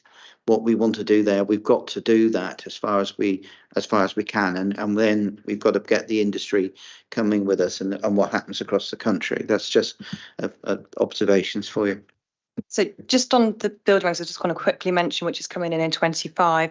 It's still not fully confirmed exactly what that's going to look at. They are obviously engaging, so, we're all members of political parties here. There's opportunities as well to press upon our colleagues in central government as well to push to make those even more stringent and tighter. I mean, for example, at the moment, what's being proposed doesn't include embodied carbon. So the construction, the delivery of materials, what you do end of life, that's not even contemplated at the moment. But industry is pushing for that. We can add our voices to that. So we're all part of this. Thank you. If Andrew has finished, then I've got Pauline next, and then Graham. It's with reference to page 39, the last two boxes there, and the top box on page 38, which says we should support the generation of renewable energy in the borough to generate the equivalent of approximately 1,550 kilowatts per household. I heard what Ian and Lindsay have said, and I know this issue was alluded to in agenda item 7, but it's very regrettable that as one of the next steps, we're unable to include the requirement that all new builds, individual houses and bigger developments, should have solar panels. And I wonder whether any other councils have done this. And there may not be an answer to that this evening, but I would like to know if any others have done. Sarah or Ian, I don't mind. I can certainly help from a planning perspective. In terms of planning policies, I can't recall policies which mandated solar panels, but I suspect there may be some. But what I can say is, in some recent planning policies which were successful through examination in Cornwall and Bath and North East Somerset, those policies took the approach of achieving a net zero balance by having a fabric first approach to the building, and then the energy the building needed to use being generated from low carbon or zero carbon technologies. And so it would likely, for many circumstances, be a combination of something such as an air source or a ground source heat pump in combination with something like solar panels. So I would imagine a lot of future builds would incorporate solar panels as part of achieving such a policy approach. There may be circumstances, however, where a different technology is most suited to that particular site. But I would imagine solar panels being quite key. And one of the areas my team is exploring in terms of improving our policies is whether we can define a percentage of energy generation as part of our policy framework, in that was something that was missing in our draft policies from 2020, and I think it's something we could introduce, provided we can demonstrate that is viable. But my own view is I suspect we will be able to demonstrate that, provided all other asks are reasonable. So Thank you, Ian. Let's hope we can. I was just going to say, the thing specifically about solar panels, it's down to the building regulations, and it's done on a SAP rating. So there's a maximum amount of emissions that are allowed to come out. Now, how a house builder decides to do that, they can look at the different technologies. So you can't explicitly state it has to be this technology, but they can look at sort of a menu of options, basically, is what you're looking at. So it's unlikely that there will be many properties going forward once we get into this 2025 regulatory framework with the building regs, that there'll be very few without solar panels, but it won't specifically mandate them. Just following on from, just before we go on to Graham, just following on from Pauline's point, I'm sure, I can't find it now, but I'm sure I read something about, was it an 80% target for energy neutrality? I just can't remember. I think it was either 80 or 75%, and to make the design such that once the grid had been decarbonised, that would take the domestic property down to zero. I'm sure I read that in one of these papers today, but I can't remember where it was, which I think will address part of Pauline's point and Sarah's point that you can't specify the technology, but you can specify the outcome. I can help from a building regulation point of view, although I've got to try and find it in the report. But certainly the future home standard, which Sarah and Lindsay were referring to, the building regulation change that's expected to come into place in 2025, that's looking to achieve a 75 to 80% reduction in emissions compared to previous building regulations. So the figure may come from that. The question then is how is the energy source of where those sort of emissions then come from. And talking to the other, looking at the other councils that have achieved best practice recently, they've tried to create the energy that does use it from sustainable resources. So it's not having to sort of be connected into a sort of polluting energy source. Thank you. I think that was it exactly, and I think that will, if you have perhaps a look at that, Pauline, that will probably reassure you a little bit. Okay, as it did me once I got my head around it. So, Graham, would you like to do your question, please? Thank you for that. I was sort of following up on several of the strands that have just been running. So there's two ways of changing behaviour. One's economic, and the other is legislation. So in setting our standards, Lindsay, and maybe this question is more for Ian because it's bureaucratic. Once we set those standards that are higher than the central government set, yes, to meet our own ambitions, what teeth do we actually have to police the implementation of those standards? So that's why I'm addressing it to Ian. Effectively, Graham, the teeth we have are the enforcement process. So first of all, I would imagine that a development which didn't comply with something such as our energy requirements without robust justification to be refused in the first instance, but where a development is permitted with an accepted approach, then we do have the ability to look at the compliance of that development to ensure it's being built correctly. And I'm glad to say that this council is one of the few I know with compliance teams for major development that go round and check development a lot more than they do in other local authorities, which I think is a real credit to my development management colleagues. And of course, the other side is enforcement, in that where something is identified that it's not delivered correctly, that can be addressed through enforcement measures. And the government do talk from time to time about improving those enforcement measures. They're not perfect, they can take time. But again, to the credit of Woking Borough Council, the enforcement team in the authority is well resourced comparatively compared to other local authorities. And in my personal opinion, they do an excellent job in trying to hold landowners and developers to account to ensure schemes are developed in line with what has been approved. Away from that, just a very quick comment, Graham, just a comment in terms of behaviour. There is, of course, a very important ongoing role outside of the regulatory side of planning or anything to ensure people use their property and technology properly. And that's something we as a planning authority can't solve, but clearly, in regards of how well a property is built or what technology is put into a property, it still requires the occupiers of that property to use it properly. And I'm aware there's certainly a lot of national research going on in terms of trying to find ways of making that sort of technology as as intuitive as possible and as easy to use and as easy to explain to people, to make sure that the potential of that property isn't lost simply through thoughtlessness or someone just not wishing to use it properly. No, thank you to him for the clarity and comprehensiveness of the answer. Thank you, Graham. Thank you. Any other questions? Norman? Thank you.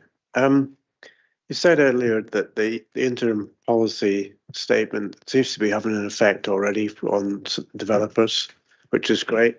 I just wonder what sorts of things developers are adopting that are beyond the current standards. I mean, I guess that price of energy over the last year is influencing things somewhat in terms of what people buying properties are demanding. I guess if developers are including things, it's because there's a bit of a pull from the people that are buying the properties. What sort of things are we seeing coming through now that are in addition to what we are actually requiring? I'll give a start on this and Ian can take it further, but we've certainly seen a lot more on insulation. And I think there's two things coming through from there, and that's what residents who want to buy their properties are looking for. People are now looking for more up-to-date, easier to heat, etc. Properties. And as a result, the developers are competing with one another, and some of them are better than others at providing. Some have provided solar panels, some have provided better insulation activities, some have looked at different ways of building, one's modular building, etc. They're all looking at it from a perspective of also from the people who want to buy their properties. So I think there's two aspects that's pushing it.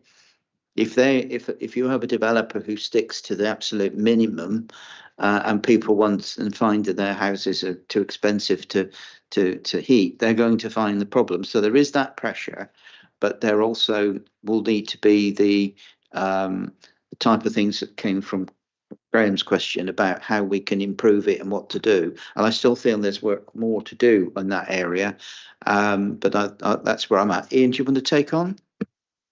Yeah, I should say I certainly don't have a comprehensive overview of everything that's being delivered in the borough, but certainly my impression is similar to as Lindsay has said. In terms of the fabric of a property, I'm certainly the impression I get is developers are upping their game in terms of the fabric of the property, and indeed some of the technologies they're building into that are also possibly beyond what they need to achieve. I think that's largely driven by marketing and people's demands and expectations, as sort of Lindsay referred to. Where the where the policy statement, interim policy statements head of effect is more when someone's not trying hard enough.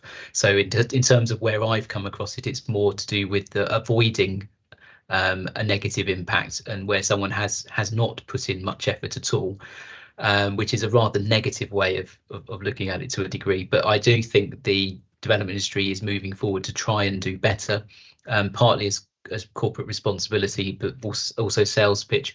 What will be important for us going forwards is, as I touched on earlier, is any assessment regime we have is making sure it's one which doesn't have a performance gap. So, for example, it's what I mean by that is whilst a property may mathematically perform very well, it's a question of when it's built, it actually achieves the standards which were put into that formally calculation, and that's where my colleague Una Harron has been looking at things like the Pass House standard, which is a very comprehensive assessment framework, much more comprehensive and accurate, we believe, than building regulations, for example. So if we were to look at trying to improve the performance of buildings through planning, should we build on building regulations, or should we build on Pass House standards? At the moment, it's looking like Pass House standards is a more robust approach for us to take, simply because the performance gap doesn't seem to come from their assessment matrix, or the performance gap is much smaller than the way the SAP rating works through building control.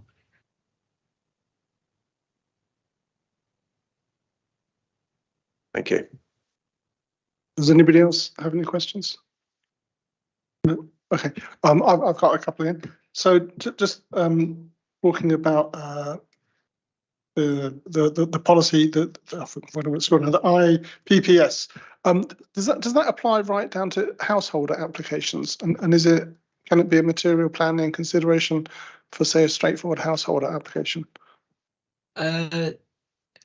Yes, he says, but not all policies apply to domestic extension, so it will be harder. But certainly if someone is looking to do a domestic extension of a small development which is going beyond policy, then it's still possible for that to be a material consideration. It's just harder for us when applying our normal policies. They can't really be applied to the very small schemes, and there's always this question about proportionality within planning and indeed building control, to a point in terms of how much you can insist, an extension or an addition is brought up to modern standards. But it can be material for a small development, yes. So my next question is looking at page 35, and it's about the third or fourth paragraph down, and it's the quotation from the 2004 Planning and Compulsory Purchase Act. So it seems to me that we've had a duty to have a local plan which takes into account the mitigation of and adaptation to climate change since 2008, which was before our current local plan was written, and that the only change is that as a subsequent emphasis of what was already written. Am I understanding that correctly? Yes. So planning in various guises has always had a responsibility around sustainable development, and that particular paragraph was inserted by the change. And indeed, our core strategy plan, which adopted in 2010, and the MDD include policies relating to sustainable development and climate change. The principal issue of looking back at that time is the expectations and ability of planning to write policies to influence those matters were restricted compared to what they might be now. So, for example, when our adopted plans are being taken through, there was a move by the government at its level saying it would introduce zero carbon homes through national policy, and no local plan needed to address that. And so a lot of those aspects fell out of local plans because they wouldn't pass examination. Now, subsequently, the government of the time abandoned that approach, and therefore it led to a gap. So it's always a little bit difficult looking back to the expectations of the time, because any policy or strategy would have had to been prepared within the rules of that time.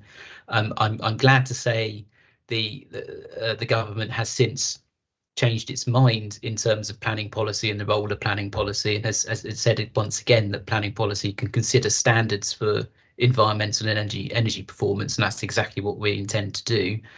I do think it would be a lot simpler if building regulations were updated to take this out the hands of planning, but it doesn't look like that's going to happen. So there is a continuing role for planning to go beyond building regulations and insist on proper, better standards for energy performance. And as I said, that's exactly what we're trying to achieve. Okay, thank you. So then looking at adaptation to climate change and looking at page 38, policy SS9, adaptation to climate change. I've lived abroad in hot countries for quite a lot of my life, and one thing they all seem to have is shutters. And I know this is a very small point, and I know it's on to me it seems on a level with moss on bus stops and stuff like this. But is there going to be anything that's going to go down to that sort of level of granular detail that actually, if you create shade, I think we all know trees and shade, we get that, but using architecture to create shade in the plan? Yes, effectively, as in, well, the quality test will be set out in the plan. The response may be set out in a supplementary guide or a supplementary plan, as the government are now talking about. But certainly we would expect developments to look at solar gain and sort of passive cooling systems as part of their design of their development, not just using architecture, but using landscape factors as well, to try and ensure that the energy use is minimized in the first place. And we should be satisfying ourselves that schemes have done or taken an appropriate approach for their context and have gone to a reasonable level at achieving all these things before they get into mechanical solutions. I mean, you said that energy use, and I wasn't really thinking of energy use. I was thinking of how to deal with the sun's energy rather than, or is that what you meant when you said energy use? I was thinking energy use from cooling. So, for example, you don't want mechanical cooling. So, yes, you would like to use systems which avoid heat gain, which then requires a mechanical solution. So, I think we're talking about the same thing in a slightly different way. Okay, thank you, Councillor Carr. Then looking at again page 40 and looking at flood risk and sub. So I just again given the controversy around Hall Farm in particular at the moment, and some of the comments that have been made that any development there will flood housing all the way down to all along the course of the Loddon through Woodley, that sort of area. How big is the scope when you're looking at mitigating flood risk on development? Tell me about that, how that will work. Well, to use that as an example, and I appreciate, I should caveat here that obviously the strategy is under review and all options are on the table, but to use the draft proposal of Hall Farm as an example, the first way that site has been looked at is to avoid placing infrastructure in areas which are liable to flood. So whilst the red line of the proposed allocation across the river valley, there, if you look at the master planned approach, no housing or employment use would be within the area which is assessed as being at flood risk. There would be some movement corridors through it, but no home or business would be in that location. And I should say the assessment of that includes adjustments for climate change in line with Environment Agency advice, etc. So the first step would be to avoid placing people or property at risk of flooding in the first place. In terms of sort of mitigation, any development is required to show that it will not increase the risk of flooding and beyond the site. So as a planning application progressed forwards, they would have to provide technical evidence and modelling which demonstrated that very clearly. And again, that would need to account for climate change adjustments, including heavier rainfall and being able to deal with heavier rainfall. And that's where SUD systems can be very helpful in terms of holding back water and letting it drain into a system over time. The one aspect which the Hall Farm proposal has the potential to achieve, which maybe others do not, is it is possible potentially to take the river valley there and design it in such a way, or to redesign aspects of it in such a way as to actually allow it to hold more water within the river valley, the undeveloped river valley, and that would help reduce the risk of flooding downstream to the north. So that's something that's possible within that scheme, and I know it's something our drainage officers have been speaking to the Environment Agency about. So it may be an example where a development could potentially lead to a betterment for an existing community, which isn't normally available from a development. It sounds very much like you want to build a marsh. Yeah, which would be a lot of that's what you're saying. So can I just say, so, but in terms of the downstream impact, you're saying that any development would have to show that the downstream impact isn't going to be material, I guess. So how far downstream does one have to prove that? Oh, there's a question. Well, you look. I think the technical approach is it looks at the flow that's leaving the site into the wider environment. So I don't believe you would need to sort of put a red line round a long distance overall, but I think it's looking at the flow from the site into the river corridor using that model. So in that respect, it should show that the water leaving the site is no greater than exists at the present time. And if the site that's being examined is a greenfield site, it would need to show a greenfield runoff rate. But presumably it would be fairly easy to put something into the plan which said you must consider, I don't know, 2 rivers along, or so many miles, or so many boroughs that people could understand. Our policy will be compliant with Environment Agency guidance. Yes, I don't think it works on distance from the development site, but certainly the policy we are devising is being developed, or has been and will continue to be developed in line with the Environment Agency, with their input to ensure it's compliant with up-to-date planning policy guidance from them at a national level. Thank you. And then so lastly, of course, it could go beyond those requirements, couldn't it? If we wanted. In terms of betterment?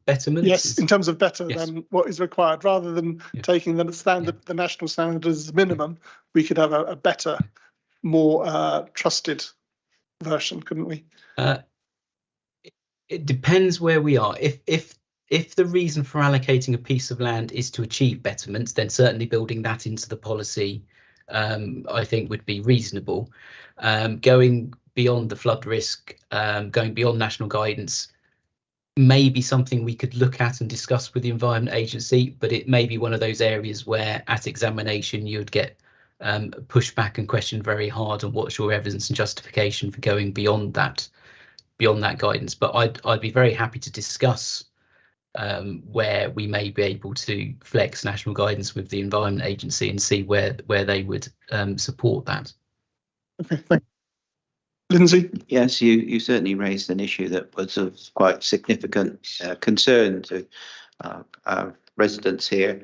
And of course, we had the nice severe flooding in January, where we had some very useful drone photos of the area, which were forwarded to both ourselves and the University of Reading to assess where that area had flooded. But I do share the same concern that you raised there, Andy, about what happens downstream. And I remember it wasn't long after Boris Johnson became Prime Minister, he went up to somewhere I think in Nottinghamshire, in a village that had never flooded in living memory. And they were talking to residents there. And one of the residents said, oh, there was a development about 3 miles away and they had a flood scheme over there. And this is what's happened since. So I think it's a very important issue that we need to make sure that if anything's done, that there isn't a knock-on effect of that. And Ian has raised the issues of what we can do with our policies, but from a personal perspective, I think I agree. We need to be very solid on what happens or what might happen. Thank you, Lindsay. Charles? Thank you. I can see, I mean, there's lots of stuff in here about providing alternatives to car travel, basically. I can see they're reducing the need to travel, which is half of it. It's partly covered by, well, it seems to be covered by the spatial policy.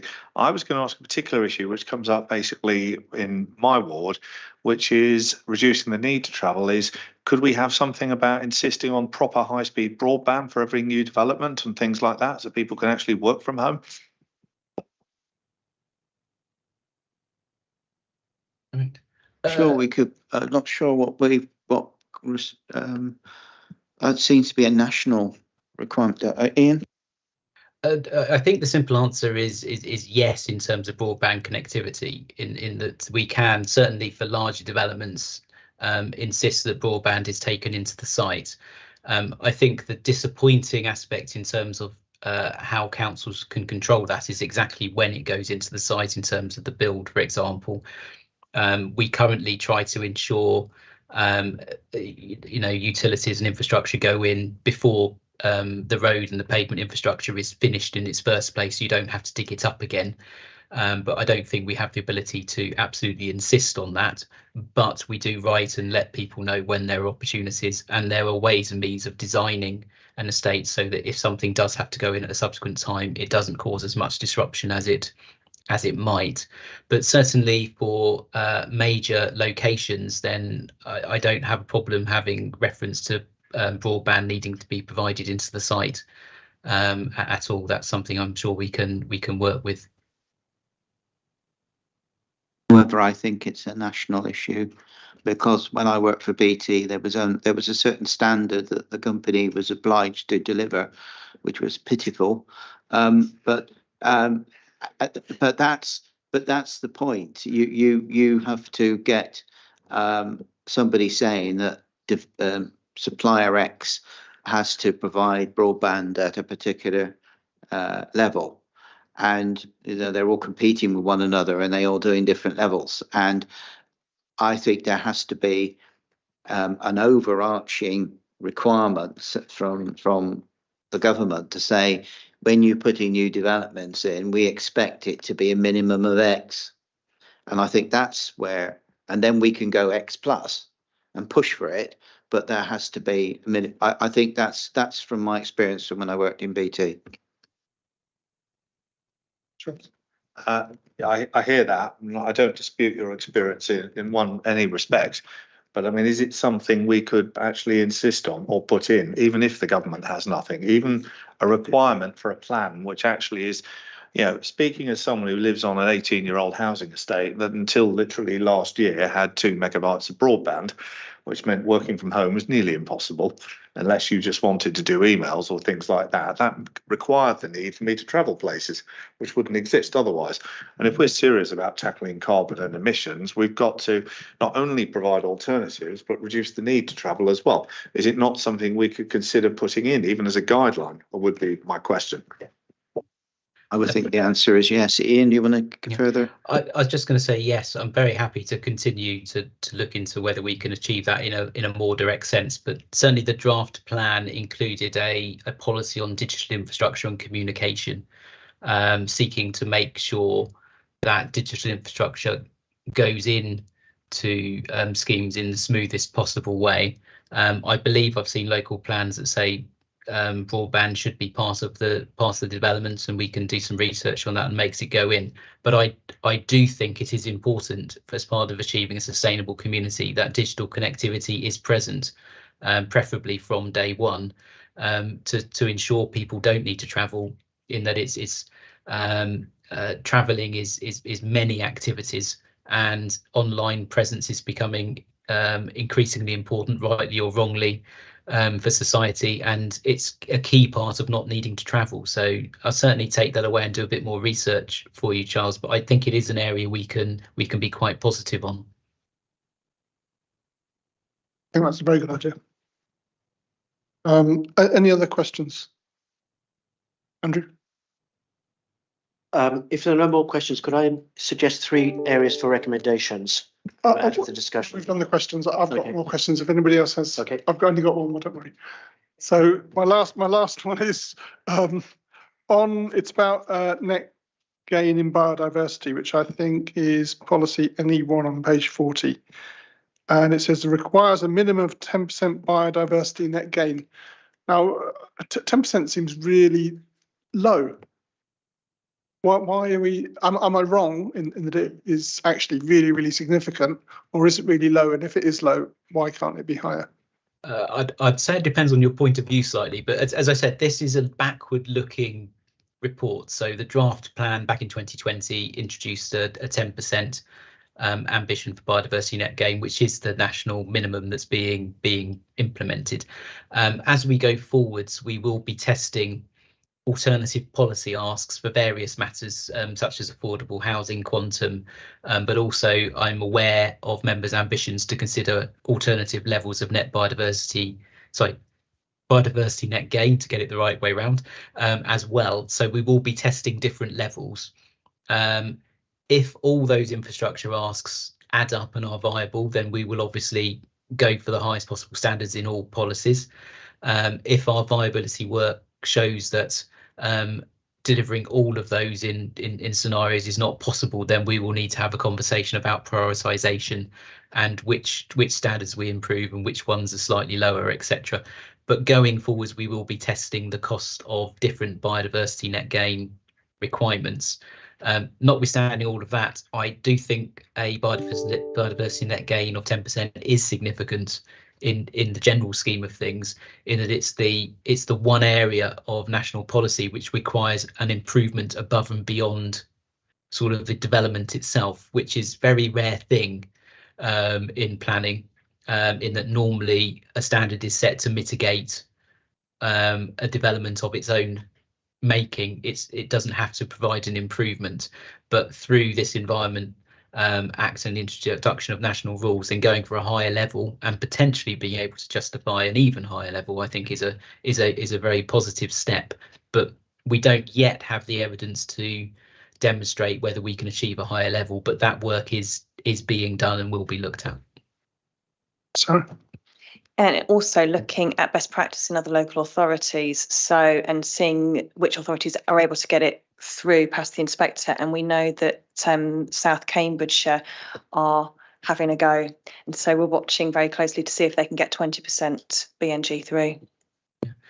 Sorry, very quickly. Sorry, I forgot to say there are a handful of local authorities that have justified a higher biodiversity net gain standard, as Sarah just alluded to. So again, we are in contact with them in terms of understanding their evidence base and understanding what their costs were as well. So we're trying to learn from those local authorities. So if we were to put forward an argument for a higher level, we're in the best possible position when we go into that examination.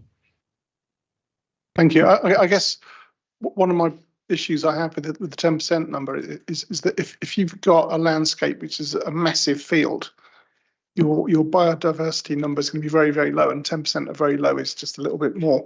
If you've got a mature forest, you've got a much higher degree of biodiversity, and 10% is actually probably impossible to achieve, under normal conditions. So is the percentage method the only method? Or can there be an aspirational term in terms of the maturity of an ecological community? Yeah. The percentage is the only method in that it's set out in a national matrix, but you're completely right in that the biodiversity net gain approach and how it applies to different types of sites has made the biodiversity assessment of sites a more complicated and a more interesting area, I think. So traditionally, a planning authority would generally look to avoid areas of biodiversity value completely, and it would purely look at it on that basis. Whereas with the biodiversity net gain approach, there is arguably some benefit from, or so I say not benefit, but there's no disbenefit in the same way of developing on an area which has existing biodiversity, in that the uplift then has to be much higher and arguably is of more value.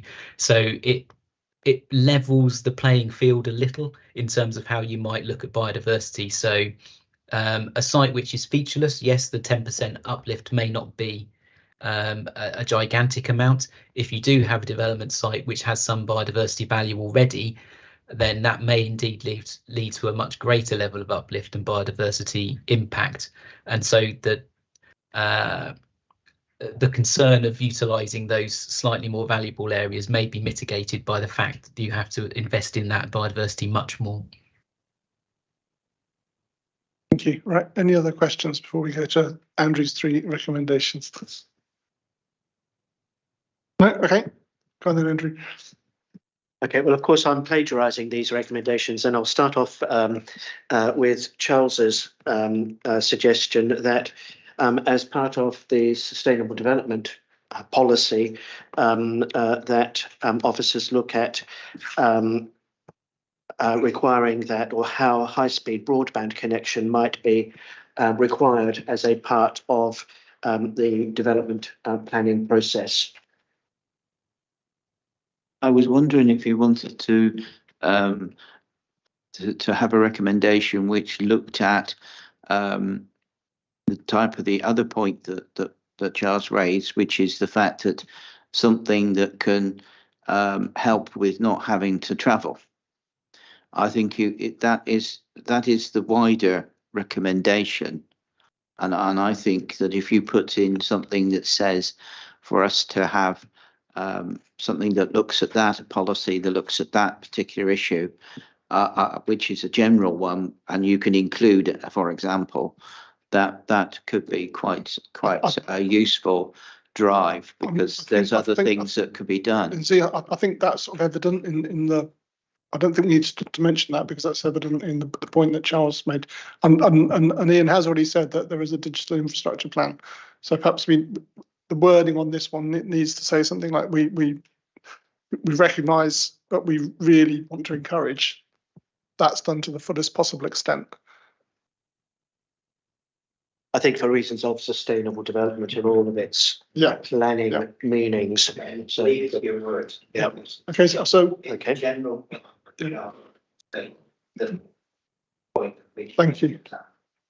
Okay. Next, second one. Okay. The second one is your point, Andy, if I may, and that would be a recommendation that this committee would request that officers initiate or continue with discussions with the Environment Agency as to exploring ways in which matters regarding downstream flooding might go beyond in the local plan update, beyond Environment Agency requirements.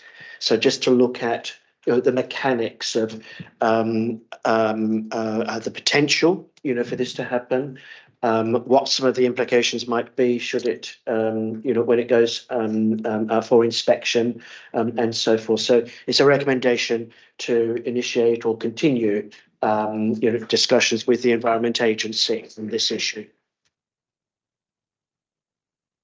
I think Neil has written down a shorthand version of that. Fantastic.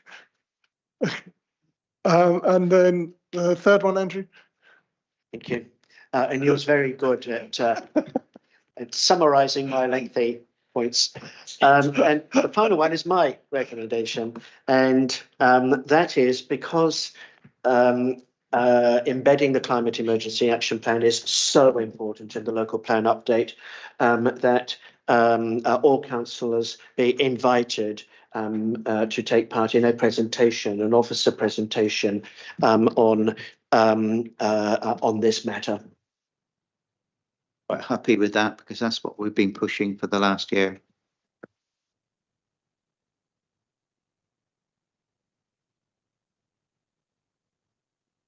Before we finish, then I'm sort of happy with all of those recommendations. I don't know if people want to strike one out or add anything or amend anything. No? Okay, so good. Just to say, I was very impressed by how much of the CAP was reflected in the LPU and the other way around. I don't know if it was by accident or by design, but you're looking guilty now, Ian. So I think we know the answer. But I thoroughly enjoyed reading the report. It was of the depth and quality, and it was the same as the previous one as well, Sarah. I hope you take that back to those officers as well. I think these are fantastic reports. Okay, so the next item on the agenda, nearly there, guys, hang in there. Agenda item 9. So, fantastic.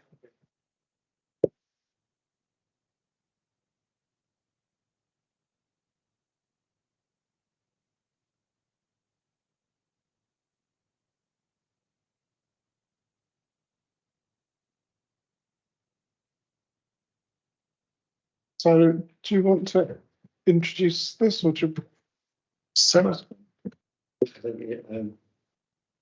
Yeah, okay, yeah, sure. Yeah, so firstly, apologies, this was late.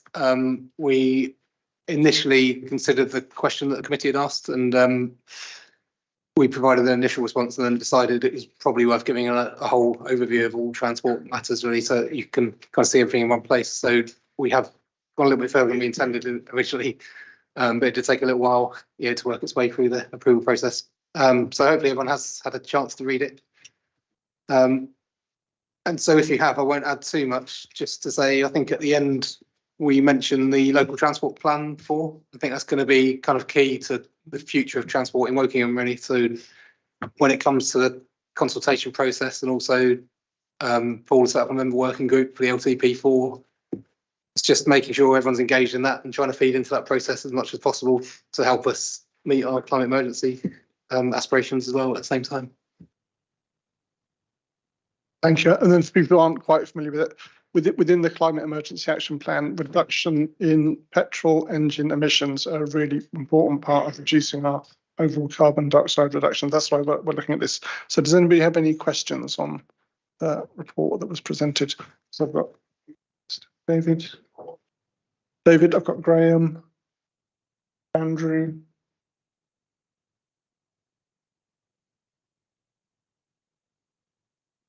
David, do you want to start? Thank you. Having read this, there's a lot of really good stuff in here. I mean, some really sort of solid steps forward. There's some big ambitions and big plans.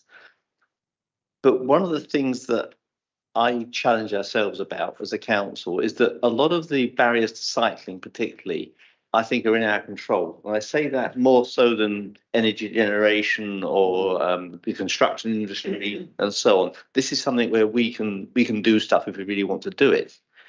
And if I'm going to quote a couple of examples which are specific, and I don't want to debate those particular examples, but they are just to illustrate a point. This afternoon, there was myself, 4 parish councillors, I think 3 council officers have been involved, all discussing a cycle route of some 400 to 500 yards for the children to get to Bohunt School from the end of the California Greenway. This debate's been going on, I mean, Charles will correct me if I'm wrong, 4 years, 5 years? Yeah.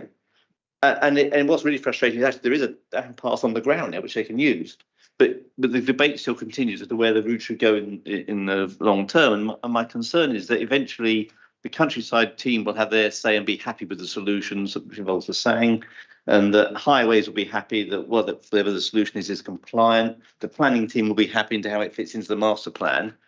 The only people who won't be happy are the poor kids cycling from Finchampstead to Bohunt, because no one's asking them. Not only are they not being asked, their actual needs are bottom priority, below everybody else needing to conform to a standard, a norm, a policy, whatever it may be. We had similar discussions about cycling from Finchampstead to Wokingham. I'm certain we'll be discussing cycling from Finchampstead to Wokingham in 5 years' time, maybe even 10 years' time. Yeah, because. And there are some very serious big issues there, but there are some policy things. We debated one a year ago about an alternative path that we couldn't use because it could only be 1 metre wide and not 2 metre wide. And that's our policy. It's our decision making.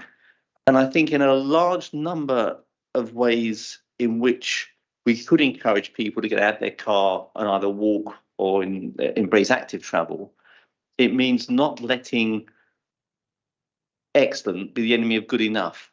And that to me demands a degree of policy working and a change of working across the council teams involved that is a significant cultural change from where we are now. And I don't know whether I'm seeing nodding heads around the room. I don't know if I'm alone in thinking that, or whether that's a real issue. But I'd be quite interested to know how the team might embrace different ways of working and more imaginative solutions to some of the smaller problems that we've got, just to actually make the sort of transformation that we're looking for. So nice, easy one for you. Shall I kick off on this one then? So first of all, then last year we went through our consultation on LC whip. We took that through the overview of Scrutiny Committee, which had a task and finish group, and I think that worked really, really well. And as part of that, we've developed an active travel task and finish group, which I wanted to take forward. Through the consultation, the feedback was there's certain routes and certain areas people felt very positive about. There are other areas where they didn't feel so positive about. So we've looked at those and we've taken one of the ones at the very top, which is the Reading Road between the BP garage at Winnersh, down to Embrook Road, and then beyond into Shoot End and Broad Street, Wokingham.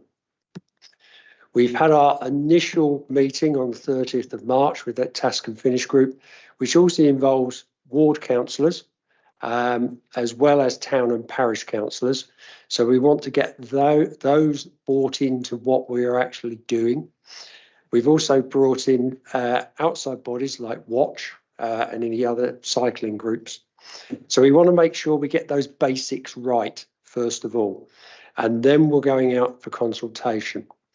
Now, the good news is, as well, we put a bid into Active Travel England for funding to develop this particular route. And yesterday, we were awarded £606,000 to develop this route. So through the next year, we'll be developing this particular route going forward. This Active Travel group will be meeting quite regularly as we go through particular phases.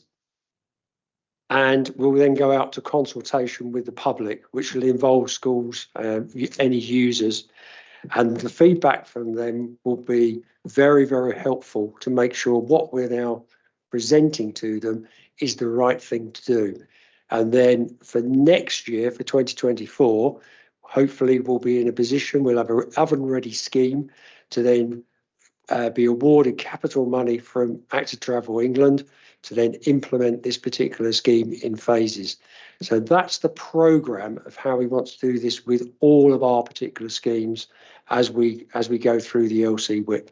I don't know if you want to add anything to that, Rob. Just to add in terms of those standards, I think was one of the issues I think we've discussed in the past when we're looking at that Finch-Hampstead route. It is difficult, especially where Active Travel England are providing the funding. They insist that it has to meet LTM 120 standards, which is the Rolls-Royce kind of segregated, very wide standards. Some of those more local routes, you could potentially go to a slightly lower standard, but the difficulty then is, what happens if there is an incident on that route with some kind of conflict between pedestrians and cyclists? Will it put certain people off using it, that kind of thing? So there is a balance to be met there potentially. I think we do have some funding for schemes such as Safe Routes to Schools, so we could look at some of those if we have some quick wins, which are potentially not necessarily the Rolls-Royce standard, but unlock just a certain pinch point or something like that. We can definitely look at that. But I think the challenge we've got is we've got the LC whip, which is a major strategic network, which is going to take years to deliver. But then, in the meantime, as you say, we've got a lot of smaller sites. We don't necessarily know where all of those are, but if we can start compiling a list of those and keeping on top of them, we do have a list of some pipeline schemes, but we can just keep adding to it, and especially those kind of schemes where we can, a little work will make a big difference. We definitely want to try and prioritise those. Yeah, I think that's really good to hear, because I think, I've no doubt we've got a fantastic process in place for the major, highways engineering projects like the Reading Road. I think they'll take their time. They are going to be big for all the reasons we know. But I do think it's these smaller other wins that we can, by change of mindset, and I think by better, to me, it's better cross-team working within the council itself, we're working towards a common objective rather than just reaching, I'm putting it bluntly, just reaching for a rule book. I think it's really important. But, you know, as you mentioned, some of these bigger schemes that take years. The word emergency is in the title of this committee, and you know, it doesn't feel like we're reacting in an emergency situation. And that, I think, it does require us as a team to work differently. Yeah, I was only talking to Rob yesterday actually about this very point about getting some quick wins this year, because we've got this 606,000. It's going to take a year to develop this, and then hopefully we'll be able to start implementing this in a year's time. And it is a big scheme, and we hope others will follow. But we've got some quick wins which have come out from the LC Whip, and we want to go through that list and see which ones across the whole of Wokingham Borough we can actually do fairly quickly at a low cost, which will actually open up a lot of benefits for a lot of people. Thank you. Just before we go on to Graham, who's next, are there any plans to talk to the children at Bohunt about which route they want? We could certainly talk to the students and the staff at Bohunt, because it won't just be the students that will use it. We hope that the staff as well will be using active travel forms to get into their workplace. But yes, that is something that we could look at. Good, so I'll leave that with you then. Okay, so Graham. Yeah, thank you, Andy. I'm going to risk putting myself up for ridicule here. There's no mention in this report of electric driverless cars. So the concept, like there is in London with the Zip car, where you pay by credit card, if they were available locally, and I know that this is some time into the future, I would get rid of my car. I'd just use my Amex card or MasterCard or whatever and call it up whenever I need it. It also cures a lot of problems with homeschool transport. It will change transport hugely. It's already being trialled in not only America, Singapore, and there are other places. Graham, I know the technology is available. So my question is, if I may, what considerations are you making for that sort of future? Yeah, so I mentioned the local transport plan, which will be coming forward later in the year. That will include a future mobility strategy as one of the daughter documents. So it will come a little bit after the local transport plan, but it should be considering things like what is the future going to look like in, maybe even only 5 years time, but 5, 10, 15 years time. So it will include things potentially like driverless cars. Also, we're probably going to be getting electric scooters coming at some point when DfT tell us what they want to do. So we've got to somehow deal with these new mobility options coming through. So we do know they're coming. We've just got to make sure we've got a plan for them. And I think driverless cars is a big challenge because, especially on a complicated network, they're going to be it's the transition, isn't it, from those that are driving whilst others are driverless, how they interact with each other. I'll be very quick. As I said earlier, I was brought up in the computer industry during very rapid change, and those sorts of objections have been my lifelong adversary. I think it's probably important to remember that we are looking at the plan as set out in front of us, and if there's obvious submissions and suggestions, rather than Flash Gordon type stuff. Okay. Well, you haven't disappointed. So, I have got Andrew down here, please. Thanks. Thanks, Rob, for your report. And I was taken when I read it by many positive sort of messages in the report, including the fact that it stated that there's only a need for a very small change from car use to cycling to have a significant impact, on CO2 emission reductions and so forth. So that's really positive. I was also interested to hear what Paul was saying about the successful bid from the Active Travel Fund. I think you mentioned a figure of roughly £600,000 and so forth. So my question is really, are there any other updates that you're able to provide, since this report was written, successful bids for Active Travel Fund or BSIP. I mentioned BSIP specifically because it does seem as though there have been impediments, to attracting funding from BSIP thus far. I don't know whether you have any views, or whether there's any good news to report on that, whether you have any views as to, or lessons learned, from the way in which those BSIP sort of bids have been managed and changes going forward. We do have, and again, this was yesterday, a £400,000 award under BSIP. We are currently trying to understand what we're allowed to use it for. So those details have not been announced. All we know at the moment is there is a £400,000 award. In addition to that, the government are going to extend the £2 fare cap of £2 up to the 31st of October this year. And then they're going to introduce a £2.50 flat rate fee up for 13 months, which will take it up to the 30th of November 2024. And I think that is very, very helpful. And hopefully that will encourage more and more people to actually utilise the bus, because it is very encouraging what's happening at the moment. Yeah, so I think essentially the government seems to be following three strands. So it's the buses, BSIP, they have a capability fund and capital fund, Levi, which is local electric vehicle infrastructure fund, which again has revenue and then capital to follow next year or the year after. And then the ongoing cycling, which again has capital and revenue set aside. So there are three main streams really coming from government. I think the rest of our work in terms of planning and having an LC whip in place helps us when we do have development coming forward, so we can say we know what we're asking for, so that'll help us start developing a network with sort of other funding, and that's where we have to start looking more and more in future, I think.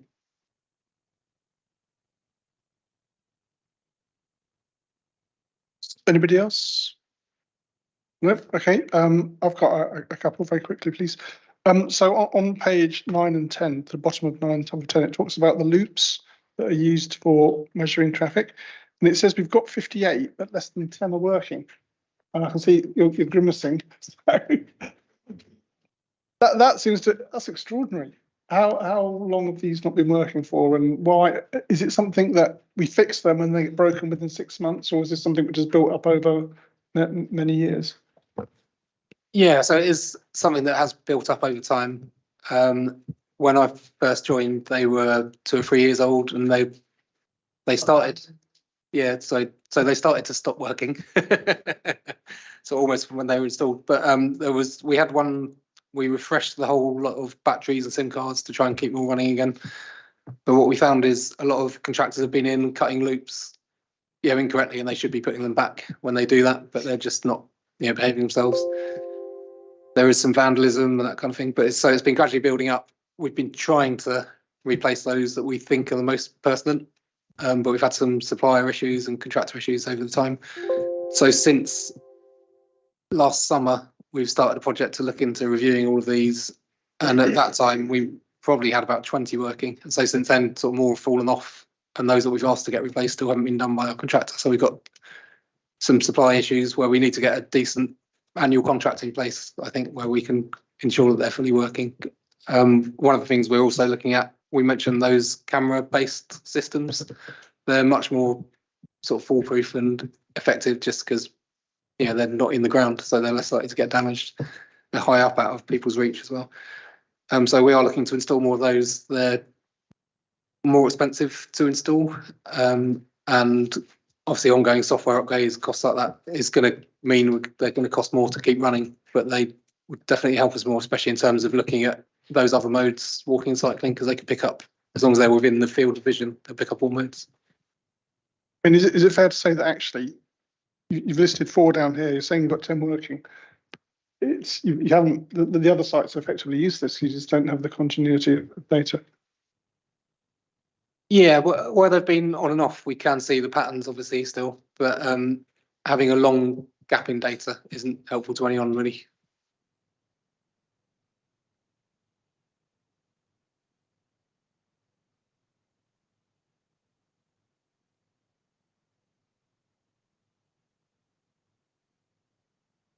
Okay, so I'll go to this one over here. So we've been talking a lot about the LC WIP and new projects, but we've already got a network of pavements in the borough. And when I'm door knocking, a very, very common complaint is access on pavements, and that's either vegetation intrusion, either from council land or from private land, or it's just the quality of the pavement, and where older people in particular don't feel safe. And it seems to me we are deterring lots of people from using our existing network, which if it were properly maintained, and which either the council or the private landowners were persuaded or compelled to stop their vegetation intruding onto that, we would actually make walking more pleasant for people and maybe more likely to do it. We'd help generate that sense that walking is something we should be doing.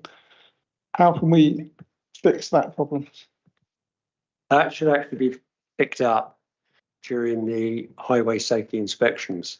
Under the Highways Act, it's actually illegal to allow vegetation to overhang the footway. And if it's residents, a notice can be served under the Act to get them to clear it.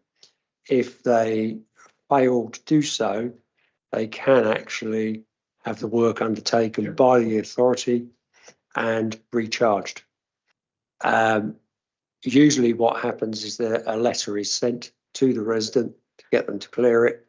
A certain length of time passes, and usually another letter is sent as a reminder, and eventually they should either clear it themselves or the authority should take action. But that's what should happen. Can I just add something? Sorry. I just want to also make the point that, I mean, obviously there's a very large amount of highways network, and while there are obviously the highway safety inspections that are done, the rate at which vegetation can grow, they're not necessarily going to pick up on everything through those. And we do have a reporting function for members of the public and councillors that we can assist alerting the teams to where those issues are. So thanks. No, I'm aware of the reporting function. I've used the reporting function, and sometimes something has happened and letters have been sent, and I've actually had complaints about getting letters from the council, and I've said, well, cut your head back, mate. So, but it's how often does that happen? And it does. You're saying it's part of the highways safety inspection. Are the officers really picking people up on hedges intruding? Because again, when I've contacted officers about it, sometimes I get told, well, there is still gap wide enough for a wheelchair or pram, so we're not going to take people to task over the other 2 meters of the pavement that they've taken up. So if it was taken to court, let's say it was taken to court, and this has happened actually with me in my previous career, what the judge will look at is what is reasonable. What is reasonable to be left? So is it wide enough for a wheelchair? Is it wide enough for people to pass and repass? And that's what they'll actually look at, because you have to take into consideration some of these hedges are quite oldish. They've been there for quite some time, and that growth has been allowed to happen for quite some time. So we have to take a reasonable approach on this. The inspections are undertaken as per the hierarchy. So certain roads are inspected annually, so other roads are inspected once every 6 months or once every quarter, and certain areas are inspected on a monthly basis. So on the best course of action, if residents do have an issue or any councillors have an issue, is actually the reporting mechanism which Sarah mentioned. Thank you. And as I said, I think I'm sure all the councillors are familiar. So what about pavements then? The state of many pavements that discourage older people in particular from walking. Again, this is all picked up as part of the highway inspection reporting. The inspectors will pick up defects, and if those defects meet the criteria, they will be repaired. There is a budget, which is a programme of work, which is to resurface a certain number of footways, and that's an ongoing one on an annual basis. So the worst areas will be picked up, and any repairs which are warranted meeting the criteria will also be repaired. Does anybody else have any questions? Questions or recommendations?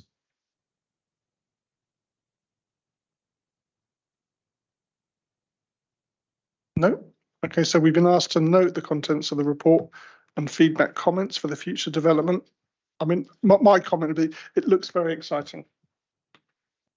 I know it's a bit sad, but it does look very exciting. It does. I mean, other people agree, I'm sure. Yeah. I know I had another question.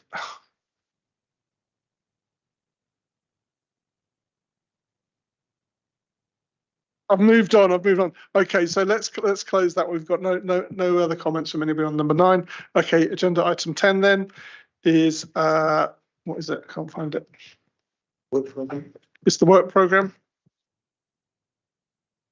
So we've got 2 main items coming up in July. My gut feel is that looking at the CAP in particular will be quite a busy one, and that I don't think we want anything else, because the last version I've seen, I think, is 120 pages, something like that. And that doesn't include the supplementary document. So we will, I think, have a lot to read in advance of that meeting and to bring to that meeting. Okay, so when is the next meeting after the July meeting?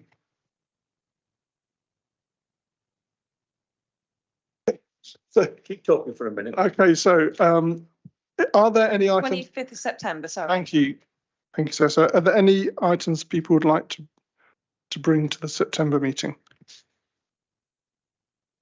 Or do we want to wait until stuff comes out of the plan and see what comes out of the plan, given that the focus is on the plan, not random things we think are interesting?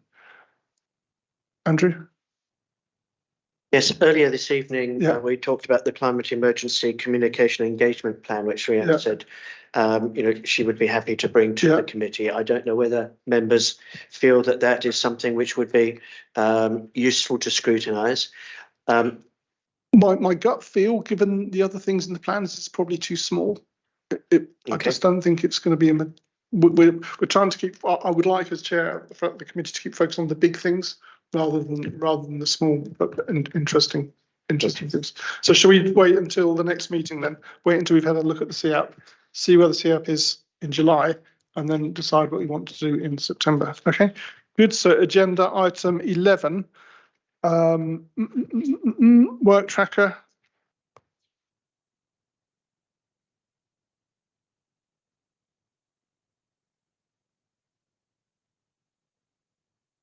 I've got nothing to add to that. Does anybody have any comments or anything to add? No. Are you urging me to hurry up? Yeah. Okay, so that is all from me. I don't know if anyone has anything else they want to say, add, apart from good night. Good night, everybody. Thank you very much.